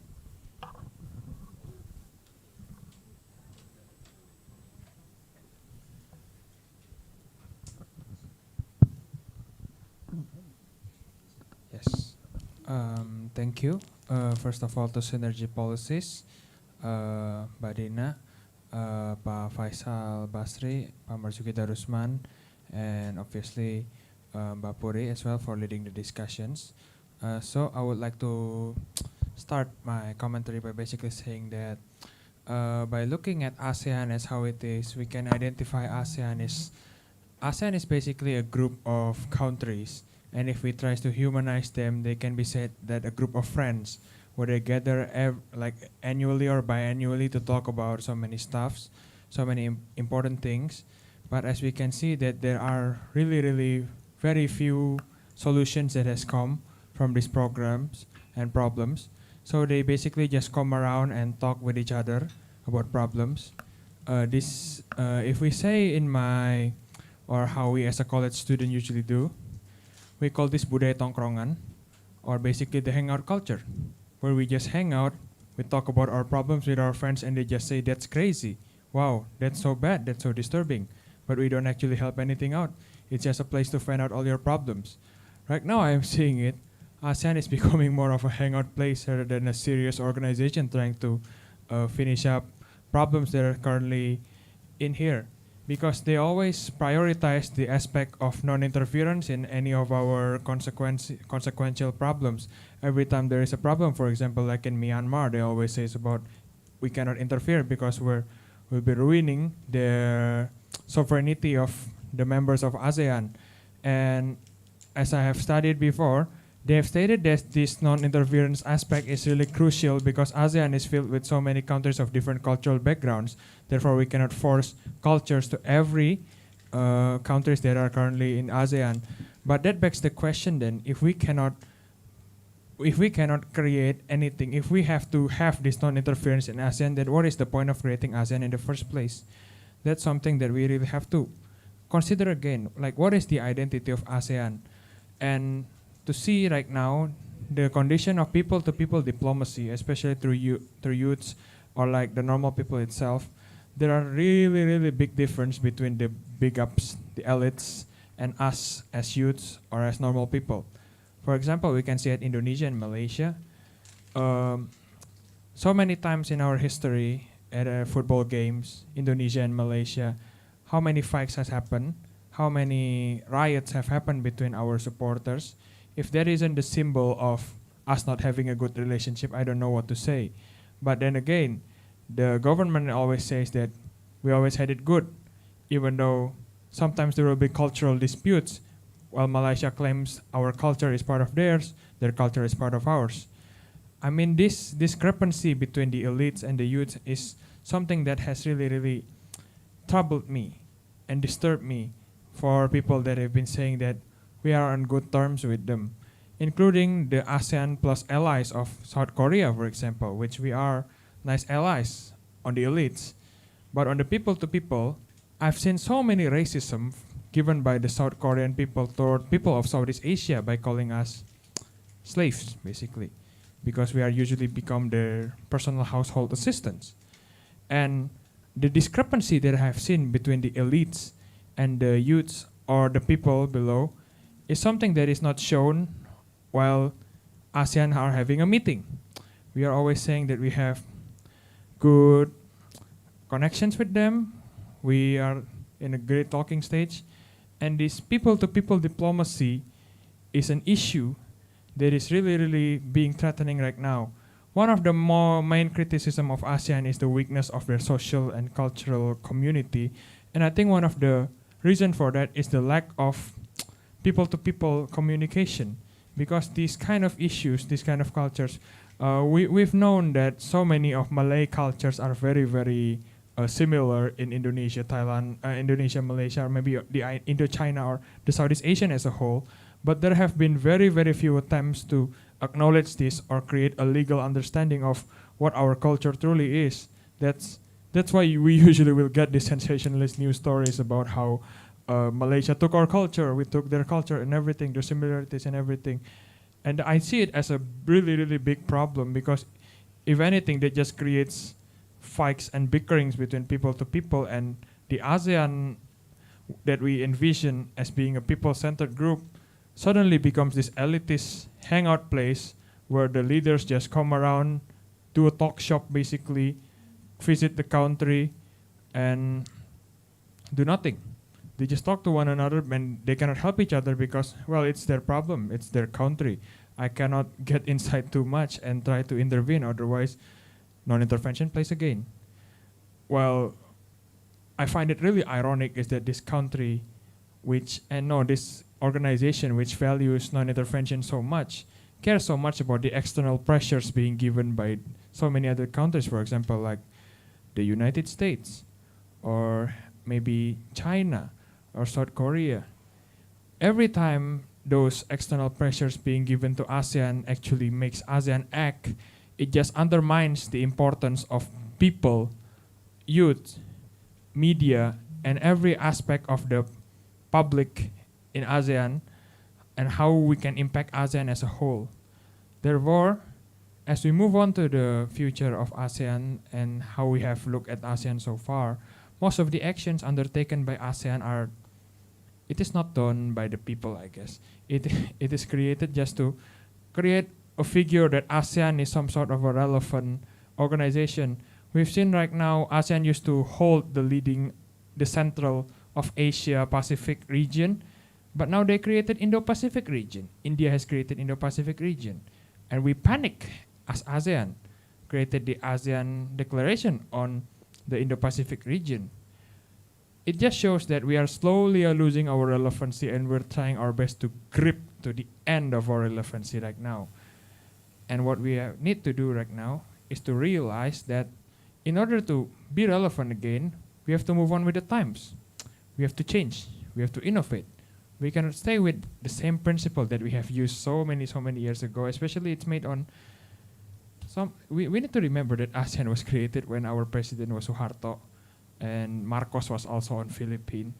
ASEAN was held on dictators, or was created by dictators talking about democracy. I'm not really sure that the principle will work even to this day. So we need to have so many changes, especially if we want to get even more into democracy. That's all I'm going to say. I'm going to pass it to the next speaker. Thank you. Thank you, Mas Ajay. Thank you so much. Bianca atau Jasmine yang mau pick up? Okay, Jasmine, if you can introduce yourself. Okay, first of all, thank you and good afternoon, everyone. My name is Jasmine and I'm from HMPS HI, Universitas Pelita Harapan. First of all, I would like to say thank you to Budina and thank you to Pak Marzuki and Pak Faisal Basri for giving me this opportunity to conclude what I've been heard before. Like, I think I will speak in the perspective of Gen Z, of my generation, my young generation. Like, a lot of Gen Z is seringkali maybe they don't know what is the purpose of ASEAN and why we should know ASEAN. I think if we're talking about ASEAN, ASEAN is the big organization that work for labor, migration, and woman and child, like Budina said before. But a lot of young generation or Gen Z sometimes have a minimum knowledge about ASEAN, even though the future of ASEAN is on our hand. I mean, in the Gen Z hands. And a lot of city in ASEAN have a different culture, like what Albert said before. Like, because there's a minimum knowledge about ASEAN in Gen Z. Many younger generation is like, why we should know ASEAN very well. And I think from my generation at younger generation, we should learn more about ASEAN, like probably attending an ASEAN event. I'm so sorry, I'm a little bit nervous. I'm so sorry. Yeah, yeah, the conclusion what I'm trying to say is ASEAN is so important for younger generation because the future of ASEAN is in our hand. Yeah, maybe that's what I'm trying to say. Thank you. Thank you, Jasmine. I think it's a slap in the face. How the actors that will be, carrying on ASEAN principles really do not understand what ASEAN is about and how will ASEAN be relevant to you and your generations and your future world. I think that's that's a big bold statement. Thank you so much for saying that and for us to actually hear that. I think it's important to hear that from you. Mas Yasid, jangan dikira nggak kebagian ya. We have our friends here from Undip in Semarang, Central Java, and they're here in Jakarta, and I think it's about time we hear from your perspective as well. Who take the mic at the moment? Yeah, Universitas Diponegoro. Is that right? Okay. Next dulu. Oh, okay. Oh, they're preparing a bolder statement. So let's hear it from Master Pool then. Master Pool, what's it like at UGM in Yogyakarta? Go ahead. Okay, it's actually a little bit cloudy here in Jakarta, but it's fine. So good morning, everyone. My name is Terpol, representative of International Relations students at Gajah Mada University, and I hope my voice is clearly audible. Okay, thank you. So highlighting what we have discussed today, I think the value of ASEAN is heavily based on its people. We all can agree on that, right? But the crucial question here is how do we, as a part of ASEAN, meet the social consensus? Now, there should be a massive movement or activism from the people to bring that into day-to-day life. However, frankly speaking, the state leaders are seemingly not invested in these processes. For as long as I can see, state leaders usually take care of traditional state-to-state businesses such as trade, security, diplomatic relations, and things of that sort, rarely looking up upon organizations and civil societies who in charge of building the construction of ASEAN. And echoing what Albert has said about budaya nongkrong or hangout culture, it actually helps us to deliberating serious political agenda in a small scope intra-campus discussions. However, we, the people, have limited resources when it comes to deliberating cross-border discussions across the region. Hence, it feels like each country works on its own rather than working regionally. But luckily, if we believe that the people construct the ASEAN itself, so it is a big potential for us to grant that wish. For instance, here at Gajah Mada University, we have a collaborative course with Chulalongkorn University under the supervision of the UN body. The course mainly talk about atrocities, a very sensitive topic that states usually avoid.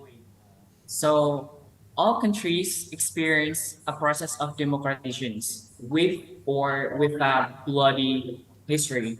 You name it, like Indonesia, Thailand, Myanmar, and such. If the states are avoiding that kind of topic, so how do we as a region can build the civil resilience and peace reservoir within the issue? That is a challenge for us to bring into the table, right? So I think that kind of opportunity leads us into creating some sort of collective understanding that actually all countries in ASEAN have been through the same experiences and to some extent have been facing the same challenges as well. So hence, back again, that helps us to create the social consensus as the imminent key for us imagining what is the ideal region for ASEAN.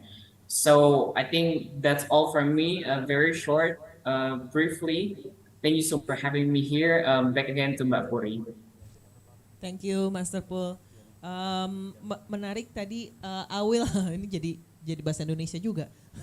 But I will pick up on that since Ajay mentioned that ASEAN is an organization built by built by dictators about democracy, and then Master Pool also pick up on that how Asian states, ASEAN states have to some extent similar challenges and experiences, and if we keep turning our backs on that, if we keep avoiding having healthy dialogue on that and having that peaceful reservoir, how might we move forward and not, making the same mistakes again, and how might we learn collectively from those experiences, those collective experiences. So thank you for naming that. Mas Yazid sudah siap? Oh, diwakil. Okay, siap. So we hand over to our youth corner here. Camera, if you can switch on, and please introduce yourself and your colleagues, and have your statement. Thank you. Thank you for the time. Let me introduce myself. My name is Muhammad Toriz Ofar. I'm from University of Diponegoro, International Relation, and I'm this. Sorry for my bad English. I like to talk about the ASEAN itself. It's the organization that very complex organization and full of interest, because the organization itself is from the country that basically developing, not the country that bukan negara maju gitu. Jadi itu penuh dengan kepentingan, interests are very much in favor of geopolitics. I will give an example such as being intern in Interpol and wanting to talk about the human trafficking and people smuggling. In the difficulty of the field condition, the each authority resolve this is quite complicated administratively, and many countries are very difficult administrative, because the country itself not very cooperative, like the case of Paulus Thanos and Harun Masiku. It's the Interpol itself. It's very difficult to catch the prisoner of the red notice itself, because the country not so give an opportunity to give an intervention. I think the ASEAN should be give the solving problem, because it's very difficult to solving itself. I think the condition of the field is very difficult. I think it's for me. Thanks for the time. Thank you. Give it up for Universitas Diponegoro. Thank you, our youth corners here and there, for the courage. But it's a step. No pressure here, but our future is in your hands. So yeah, just being here and sharing your voice and perspective is already a big step. So thank you so much for your courage, and I hope we can also facilitate that and share space with youth, and that's why we have that space for you and with you. So keep at it, keep practicing, and keep sharing. We'd love to hear more from you. I'd like to pick up on that as well, just a little bit on how the complexities and the dynamics of the geopoliticals and the internal struggles also perhaps a big contribution to why and how ASEAN is not performing as it should be, or how we want it to be. Another thing that we'd like to pick up is actually how being an organization made out of developing countries, let alone dealing with our own internal issues and struggles, and how the geopolitical, I guess, trends and emerging issues also affecting the dynamics in the region as well. And on that note, I'd like to also pick up tadi yang Pak Timbul pertanyaan about the currencies as well across the borders, and siapa? And how it affected perhaps the migrations and the human trafficking. I'd like to hand over to Romo Pascal. I'm sure you have quite a perspective on that as well, and after that maybe Pak Ishak and Pak Isak, right? I hope I mentioned your name right. Please share your perspective, and then we'll head over to Bang Faisal Basri ya Bang tentang currency tadi ya. Okay, great. Thank you so much. Romo, monggo silakan di-address. Oke. Baik, saya pakai bahasa Indonesia, nanti tolong dibantu terjemahkan. Pertama-tama terima kasih untuk kegiatan pagi ini, siang ini. Tentu kami di perbatasan, saya tidak sendiri, kami bersama dengan 14 lembaga masyarakat yang secara bersama-sama kurang lebih 15 tahun terakhir ini kami selalu mengadvokasi kasus-kasus perdagangan orang di perbatasan, secara khusus di Kepulauan Riau. Dan kurang lebih ada sekitar 500 lebih orang yang kami selamatkan dalam 10 tahun terakhir ini. Dengan segala jerih payah, dengan segala keterbatasan, dengan air mata, bahkan tak jarang juga kami bersama-sama merasa juga putus harapan. Nah, di perbatasan ini, lalu lintas perdagangan orang ini sangat mengerikan. Entah itu terjadi melalui pintu belakang, itu biasa dikenal juga dengan istilah pelabuhan-pelabuhan tikus, atau bahkan tidak ada pelabuhan di sepanjang bibir pantai, itu bisa menjadi pintu masuk dan pintu keluar, maupun yang terjadi di pintu-pintu depan pelabuhan-pelabuhan internasional yang tersebar di Pulau Batam khususnya maupun di Kepulauan Riau.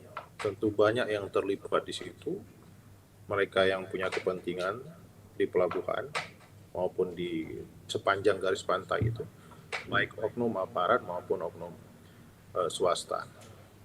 Ini kerja jejaring mafia yang sangat mengerikan. Tidak kurang dari 2.000 orang. Ya. Setiap hari itu diberangkatkan tanpa dokumen kerja. Dan mereka diberangkatkan bahkan untuk dimasukkan ke dalam perangkap-perangkap perdagangan manusia. Dan ini tentu tidak hanya terjadi di dalam negeri, di perbatasan sendiri. Pasti juga melibatkan para mafia, para agen-agen yang ada di negara-negara jiran. Malaysia misalnya, Singapura, Thailand, Kamboja, Myanmar, Timur Tengah, dan sebagainya. Pasti ada dalam satu rangkaian mafia, sindikat yang sangat terstruktur, sangat masif, ya, bekerja dengan sangat luar biasa juga terbuka, kita tahu, dan seperti sulit untuk dihentikan. Nah, kami tahu juga, ya, dengar juga, kami di perbatasan dengar ada MOU, beberapa MOU kami dengar yang sepertinya memberi harapan. Tapi kami merasa memang masih jauh api dengan panggang.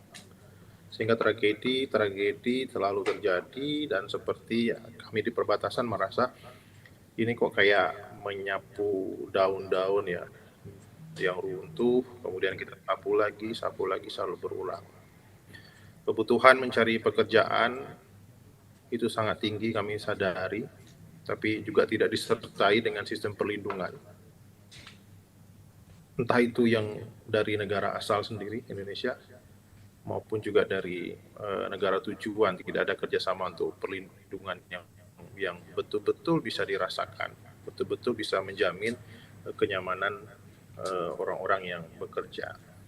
Nah, Terkait dengan tema kita ini, menurut kami, bukankah mereka yang bekerja mencari makan itu adalah manusia-manusia ASEAN yang membantu ekonomi di negara ASEAN ini? Tapi nyatanya, ya, mereka justru malah diperas, dieksploitasi, dan mereka mengalami banyak sekali kekerasan. Nah, saatnya kami berharap kita makin peka, kita makin buka mata, kita makin buka hati, dan semoga pertemuan ASEAN yang akan kita dilaksanakan nanti dan kemudian ke depan lagi semakin mengajak kita semua untuk semakin menjaga persaudaraan yang menjunjung tinggi kemanusiaan. Mungkin itu saja harapan dari kami, sedikit tanggapan untuk kami. Terima kasih. Terima kasih Romo Pascal. And I appreciate you for speaking in bahasa Indonesia gitu ya. If they need to understand, then if somebody needs to understand, then they can search on Google. It's a way for us to actually also appreciate and I guess celebrate, right, our way of thinking and being. But let me just rephrase it a little bit. The issues from Romo Pascal's perspective and efforts seem to be too big to win. It's always, it seems like a never-ending struggles, and it's disheartening how the 14 CSOs and organizations and who are doing the efforts collaboratively don't seem to have the security to actually addressing the issues. So the hope is to have this forum and the joint statement to bring awareness and addressing the social justice that's required and I guess hopeful for it to bring to light. So I think I hope that comes to justice to what you shared, Romo. And next, I'd like to hand over to Pak Ishak dulu atau Pak Ishak dulu nih? Ya. Pak Ishak udah duluan buka mic, silakan. Baik. Yes, go ahead Pak. Monggo. Baik, terima kasih Mbak Puri. Thank you very much Synergy Policies for having me here. I'm Ishak from Hasanuddin University. I would like to share a little bit of my idea from the local perspective of Indonesians. About 10 years ago, my colleagues from Binus University, Muhammad Faisal Karim, published his ideas regarding localizing ASEAN, the role of the local government as the main locomotive in the ASEAN integration process. I take a look and it seems like this article still exists in Binus website. Many have argued, scholars, analysts, and researchers, that the failure of the current ASEAN development models in narrowing the development gap is its elitist approaches, as already mentioned by previous commentators.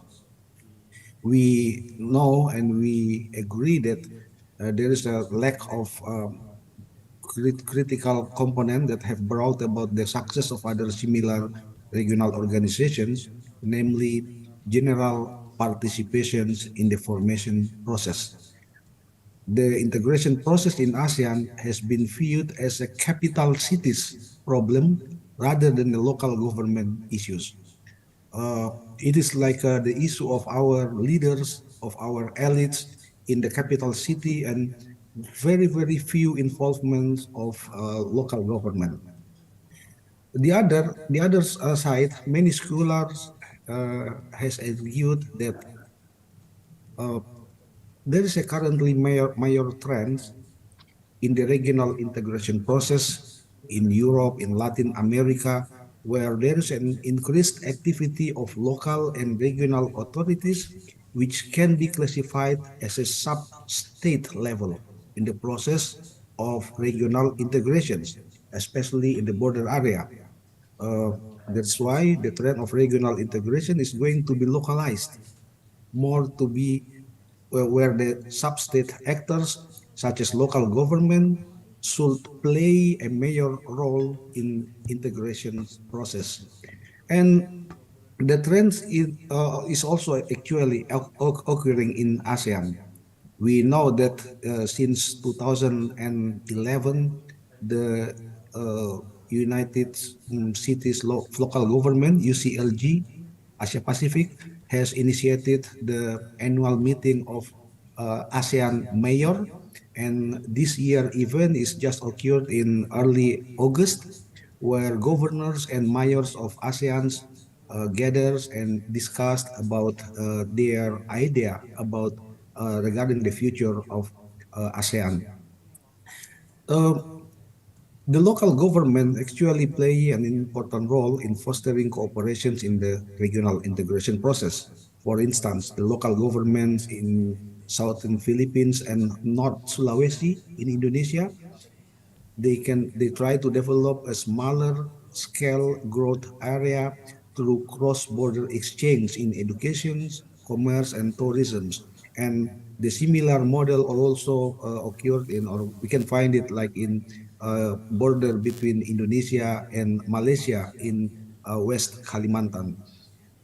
So the ASEAN should deepening not only to the sub-regional cooperations, but also to involve the sub-states cooperations. The issue that we have we have here, in my opinion, is we have a different understanding when we talk about local government or sub-states actors. For example, in Indonesia, we have provinces, municipalities, and cities, and they have a different name for the head of the local government.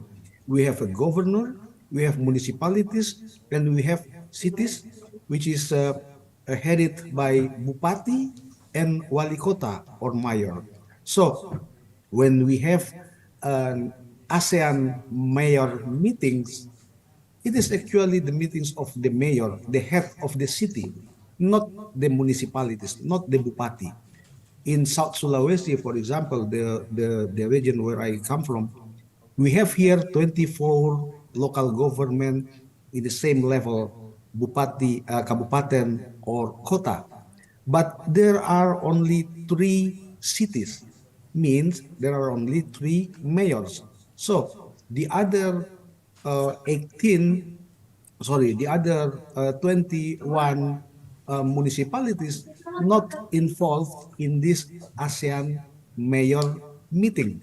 So they are not well informed about the how the process in local government of ASEAN's going on.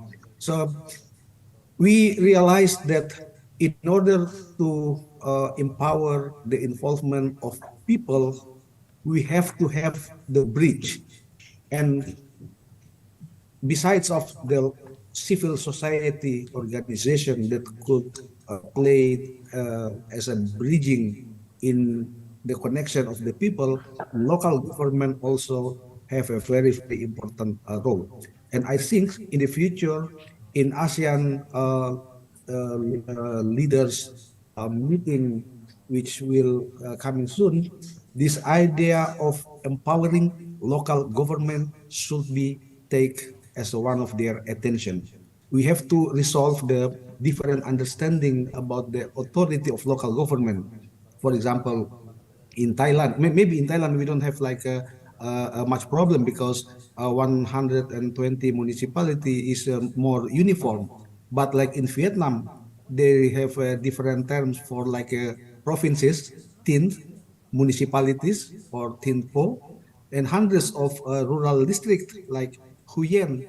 And also in Malaysia, we have different terms for bandar and bandaraya, and yeah, cities, municipalities, and district, and also like modified local authorities and so forth. So this characteristic of the local government should be discussed, and we have to also have a mutual understanding about the level of the authority, and the most important thing, all of the leader of the local government should be invited, should be involved when we talk about ASEAN.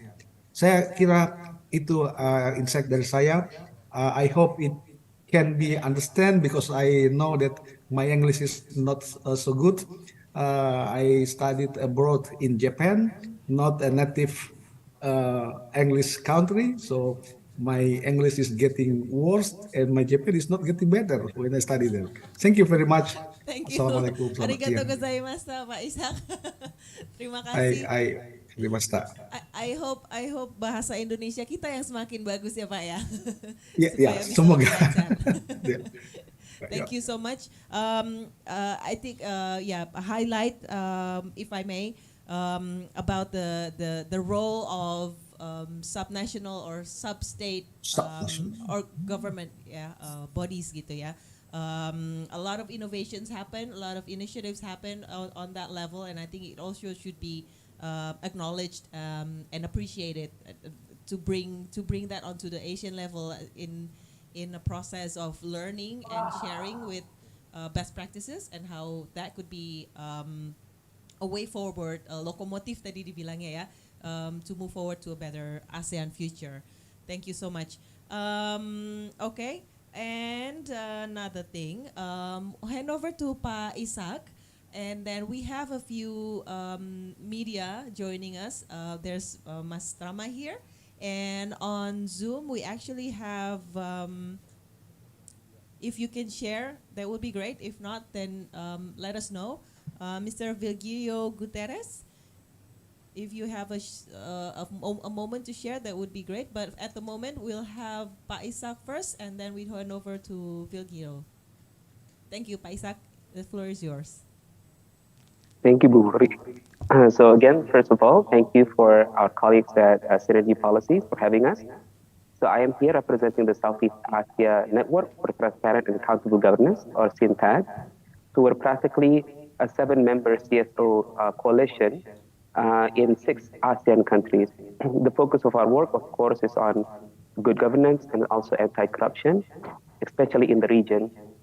Now, despite all the pessimism that we've heard thus far, we do realize that when it comes to the work of ASEAN, like it or not, ASEAN is the existing mechanism that we have among different countries in the region that are intertwined, like it or not, either politically, economically, and also socially.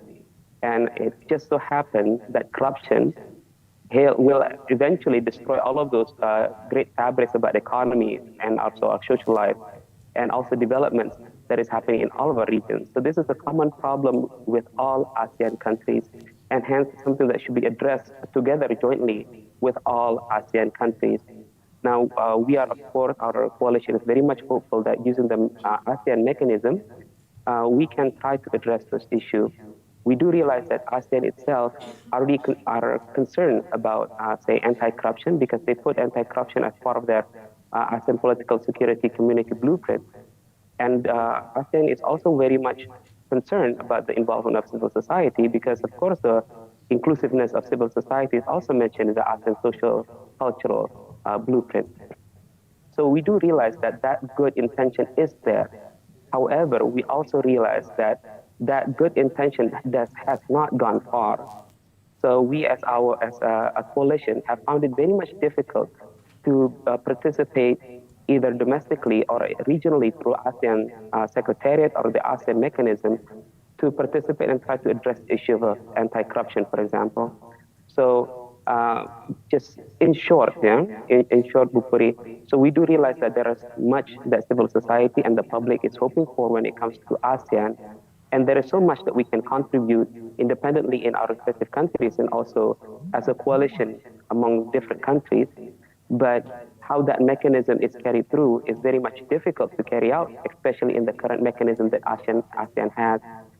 So it is, of course, through synergy policy and also your joint statement, we are very much hopeful that you will be able to also convince ASEAN and the ASEAN leaders to eventually accommodate and also collaborate with civil societies, because we can definitely provide more to ASEAN than just the government.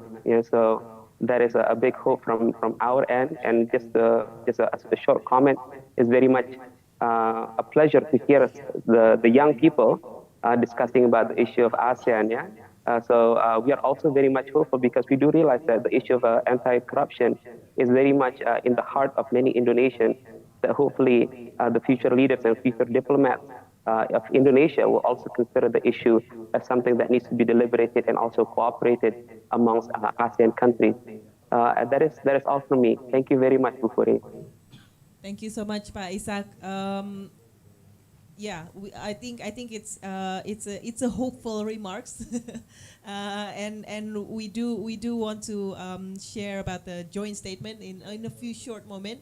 But after that, we'll go. Before that, we go. Pak Virgilio, would you have space and time to speak? If not, then I guess we'll hand over to Mas Rama here from Jakarta Post. If the camera can go to Mas Rama, what's your perspective from media about ASEAN and the current situation at the moment?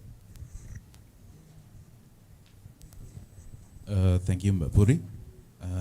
First of all, I would like to thank our colleagues here at Synergy Policies for setting up this event. I think it's very important, though I fear it might be a little too late, but I'll get back to that shortly. Today we've already heard a lot of issues from our other colleagues, so I think I'll just focus on my experience as a journalist covering ASEAN Summit for almost the entire cycle now, just minus Myanmar and Vietnam. And I just have to kind of summarize some of the things that I've realized over the years just doing all this coverage. So first thing, obviously, I think there are so many issues that we need to address, and to do that in ASEAN is, it's a massive undertaking. So there's so many issues, so many meetings in the year, and so many ASEAN bodies and ASEAN mechanisms as well. And what this does is there's a tendency to reduce everything to ASEAN alphabet soup, some people say, and it trivializes a lot of the issues because it's all competing for the attention of our leaders, the attention of our bureaucrats. That's one thing. Second thing, all the priorities at ASEAN, at the ASEAN Secretariat among the 10 member states really depends on the flavor of governance, especially the governance of the current chair. As we know, ASEAN likes to throw around the word lowest common denominator, but unfortunately, they don't consider that in the sense that the people should be the lowest common denominator. So that's still missing. It is the lowest common denominator among countries, among governments, instead of the people. So there's that big gap that we have to address. And as I said, yes, it depends on the bureaucracy. So it will vary from, the democratic approach of Indonesia with, let's say, if one day Myanmar, becomes chair. We don't know when that happens, and what it will look like then. But if it stays as it is, then we'll have, a completely different approach to how ASEAN should conduct things, and obviously to the benefit of the chair. And then, of course, some of our colleagues here today have already mentioned that ASEAN comprises of developing countries, right? So what I think the biggest implication of that is that we don't really have a good pool of best practices among our countries to use as a reference to kind of build and develop the region. And I think that's a missed opportunity here because, the people get left out. And I think then, I'll get back to that later, but then there are opportunities to remedy this as well. Another realization I've had, obviously, I think I'll just have to say it out loud, is ASEAN has become a sort of ivory tower, despite its best intentions. So, from a journalistic standpoint, I see this in the way they communicate. They are not communications experts, first of all. We see that in the language that they use. It's utterly bureaucratic and so far removed from what the people should understand, right? A lot of the terms are, they have double meanings, even multiple meanings, and really does come down to the interpretation of whoever brings it up. And that's a problem, because that means we don't have a common reference. And so the language really allows a lot of governments, bureaucrats, these people in power who essentially, are expected to become the guardians of the people's rights and wishes and aspirations. They can instead, kind of hide behind wordplay, which is unfortunate. The other thing, of course, they get too stuck in the details. So meeting upon meeting, I'm not sure there's any better, I think, example than the one that Kun Kopsak earlier, and Pak Marzuki as well, I think, if I'm not mistaken, mentioned, which is how I think there's a bit of a or actually from Budina, yeah. So all of the meetings eventually just kind of blend in together and become mundane, and people. It's easy for people to lose sight of the importance of of what they're meeting about, which is why I think returning to the ASEAN Charter is a good step. It is there. It's enshrined a lot of the issues that we all care about, and I think there is some merit to pushing more implementation of this, as we'll see shortly in the joint statement. As I said, ASEAN Charter, it's there, but people don't use it, and sometimes again it's left to interpretation and the will of governments. So that's something that I've noticed happening over different chairmanships, and I just like to I think bring up one other term that gets thrown about, which is capacity building. That's such an ugly word in journalism, because it doesn't say anything. What capacity is being built? Who builds whose capacity? That thing is left up to interpretation. But most of all, I think what's important to remember is that there is an acknowledgement, however liminal, that we do not have what it takes to do a lot of the jobs that we're tasked to do, or what we task our governments to do. And that's why there's such a big demand for a capacity building here and there. I think those are the points that I'd like to bring up. My only input, I think, and I think I do see this in the joint statement that we'll soon see, is that non-state actors must make use, of this opportunity to kind of have a non-state regionalism. I think that's important. One thing that hasn't been said today, which I was quite surprised actually, is what is going to be pushed out next week among one of the outcome documents of the ASEAN Summit will actually be the fourth Concord. And that promises to be the next kind of regional vision until 2045. And it's unfortunate that I don't see, or I haven't heard any ounce of kind of public consultation on this. And so even if, let's say, for our young colleagues still in university who may, even if you graduate and you join the ASEAN Secretariat, you join governments, you join foreign ministries and all of that, you won't be able to do much than follow what this vision is being outlined.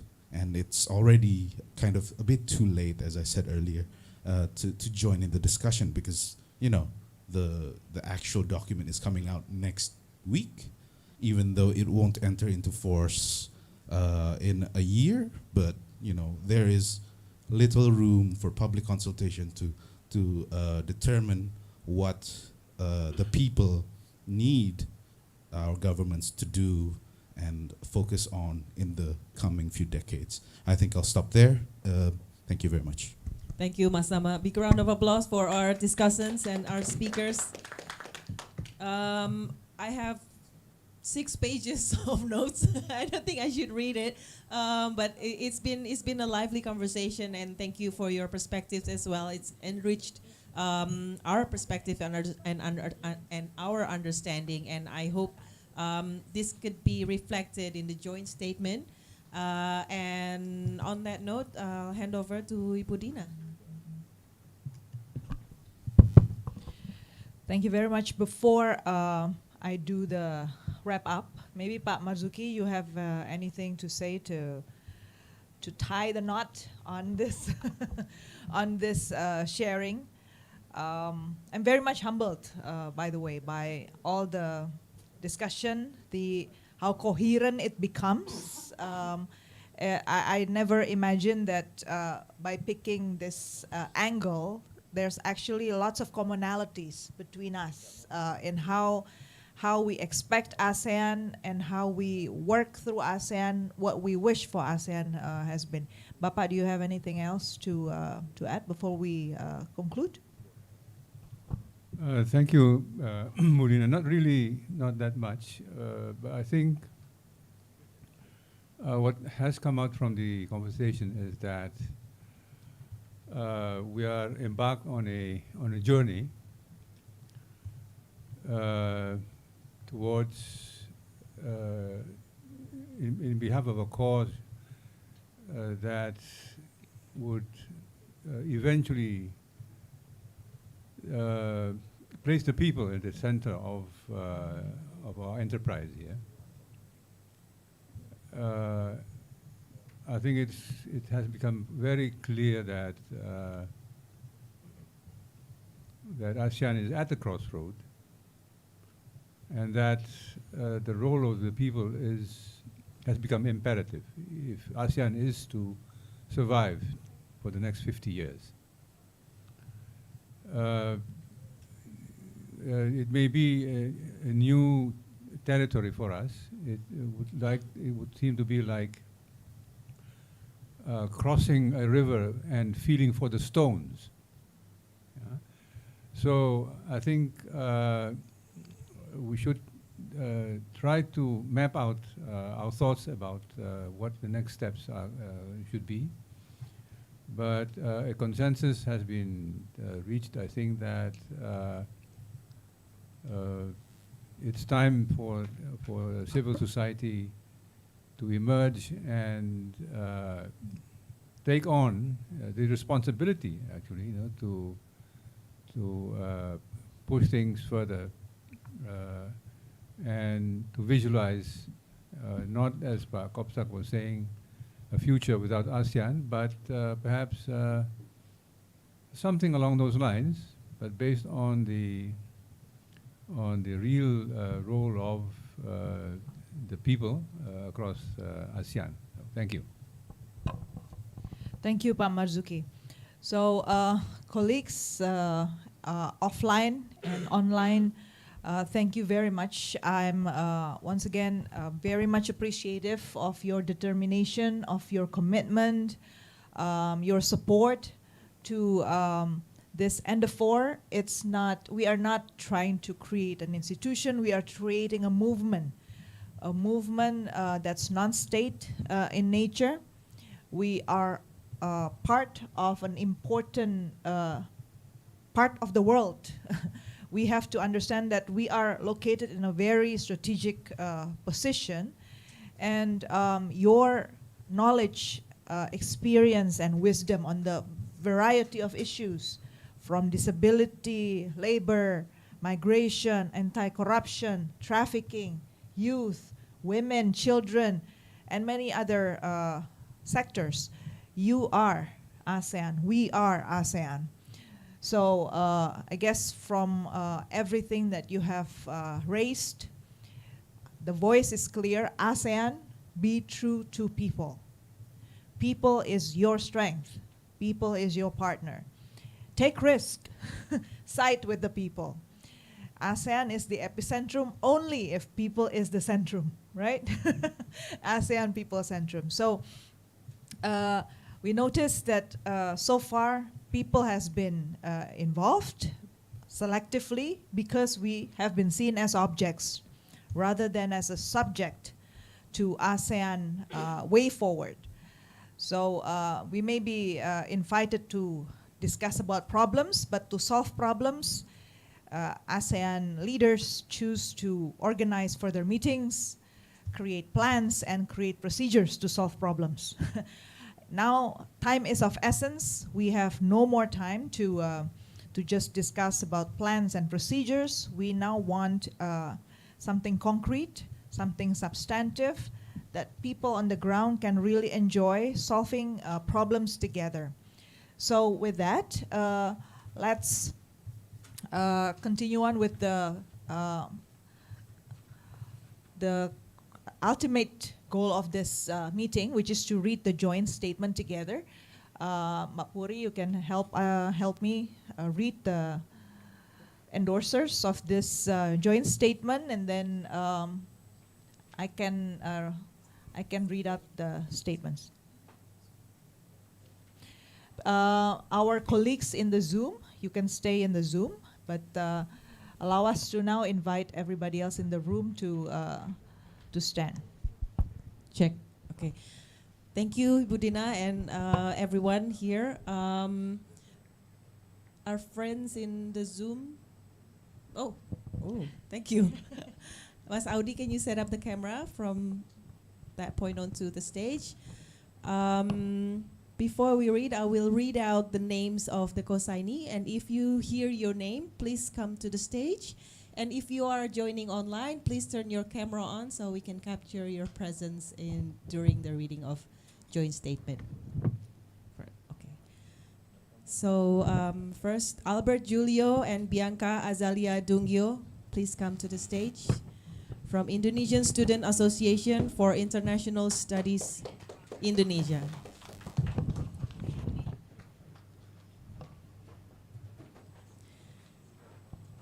Jasmine Caroline Perlita Harapan University Indonesia.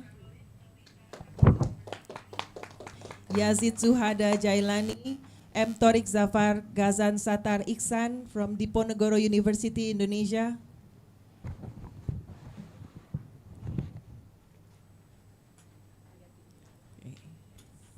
Wahyu Susilo Migrant Care Indonesia. Silakan ke depan Bapak. Timbul Siregar BPJS Watch Indonesia. Taufik Hidayat Yayasan Autisma Indonesia. Emi Sahertian Zero Human Trafficking Network Indonesia. Cornelius Damar Hanung ASEAN Forum for Human Rights and Development Indonesia. Atas Hendartini Habsyah Shadow Working Group Indonesia. Dr. Erven Gustiawan Suwangko SPKKLP SHMH Kesehatan PhD Indonesian Doctors Association Indonesia. Tegar Pulung Subhiksa Korps Mahasiswa Hubungan Internasional Gajah Mada University. Ishak Rahman Hasanuddin University Indonesia. Hani Dwi Hoironisa Budiluhur University Indonesia. Budi Rianto LSPR Institute of Communication and Business Indonesia.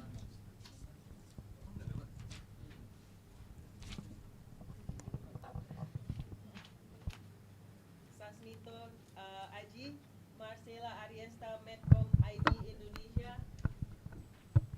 Reni Erina Kantor Berita Politik Republik. Masih ada lagi. Romo Pascalis, Komisi Keadilan Pastoral Migran dan Perantau, Batam, Indonesia. Kapten Junius Pakaya, The Salvation Army, Gereja Bala Keselamatan Batam, Indonesia. Aris Lawing Bara, Gereja Masehi Injil di Timor, Indonesia. Ishak Wahyu Zulfikar Karmiaji, Southeast Asian Network for Transparency and Good Governance, ASEAN Indonesia.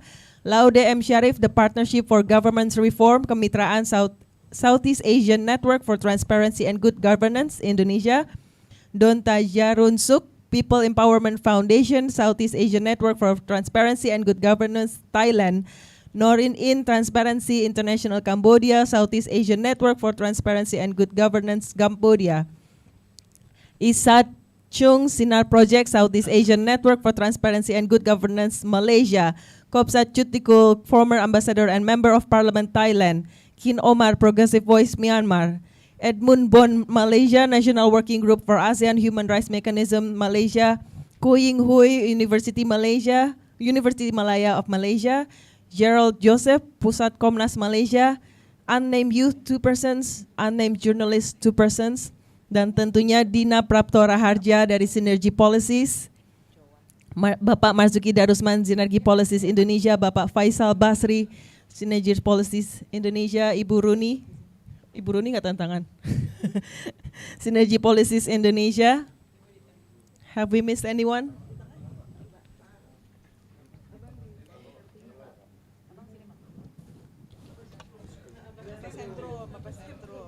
Bapak Sentro.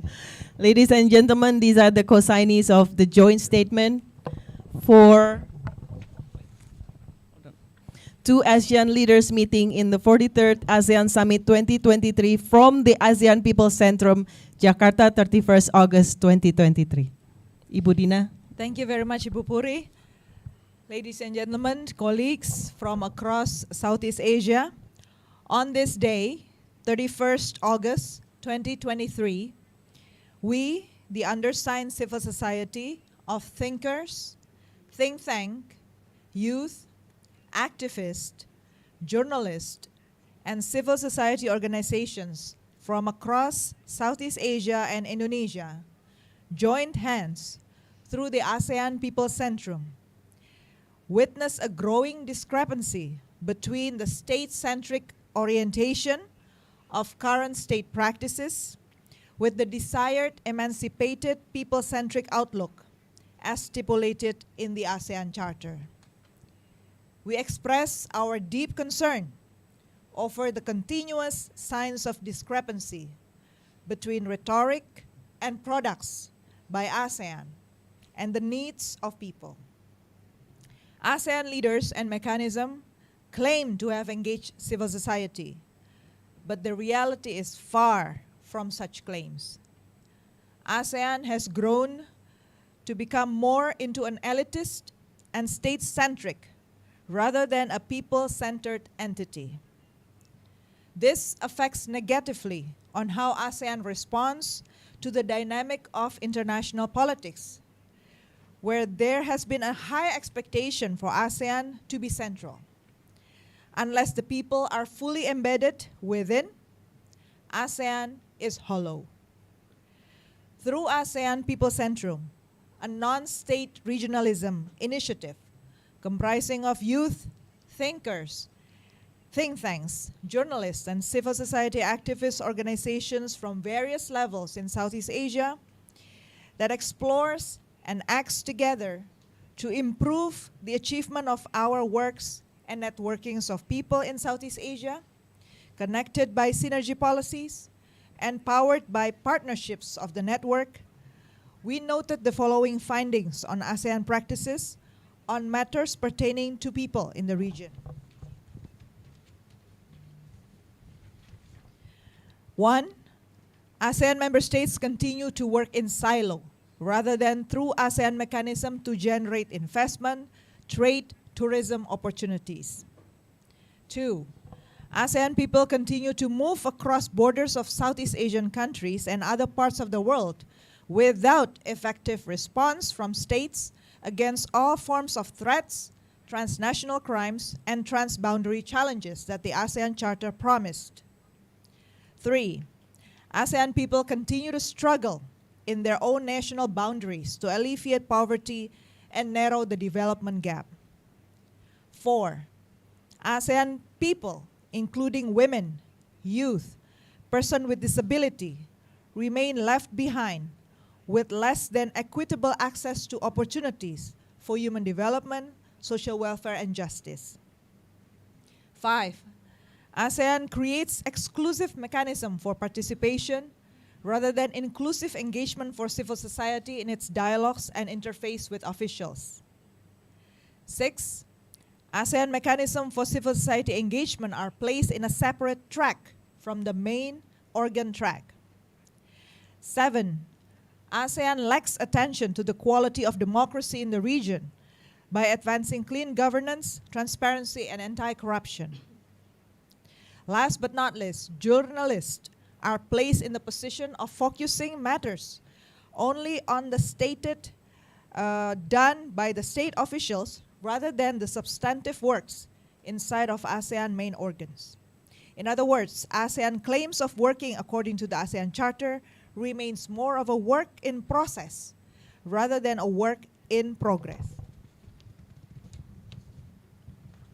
ASEAN leaders should recall that ASEAN is not formed for the sake of having dialogues among government officials and selected civil society representatives.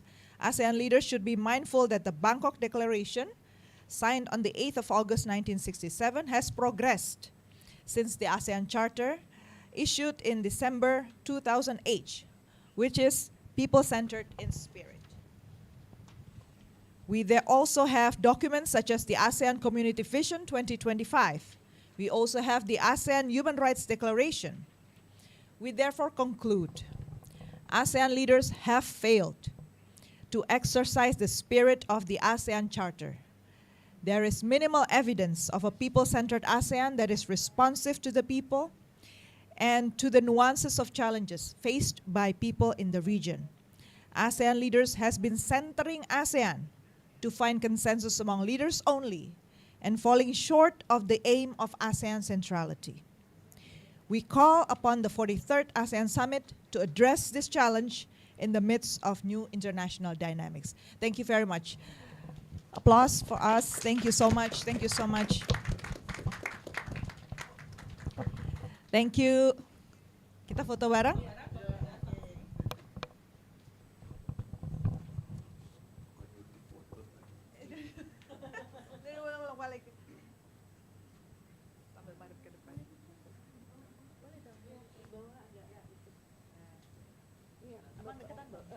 Bapak.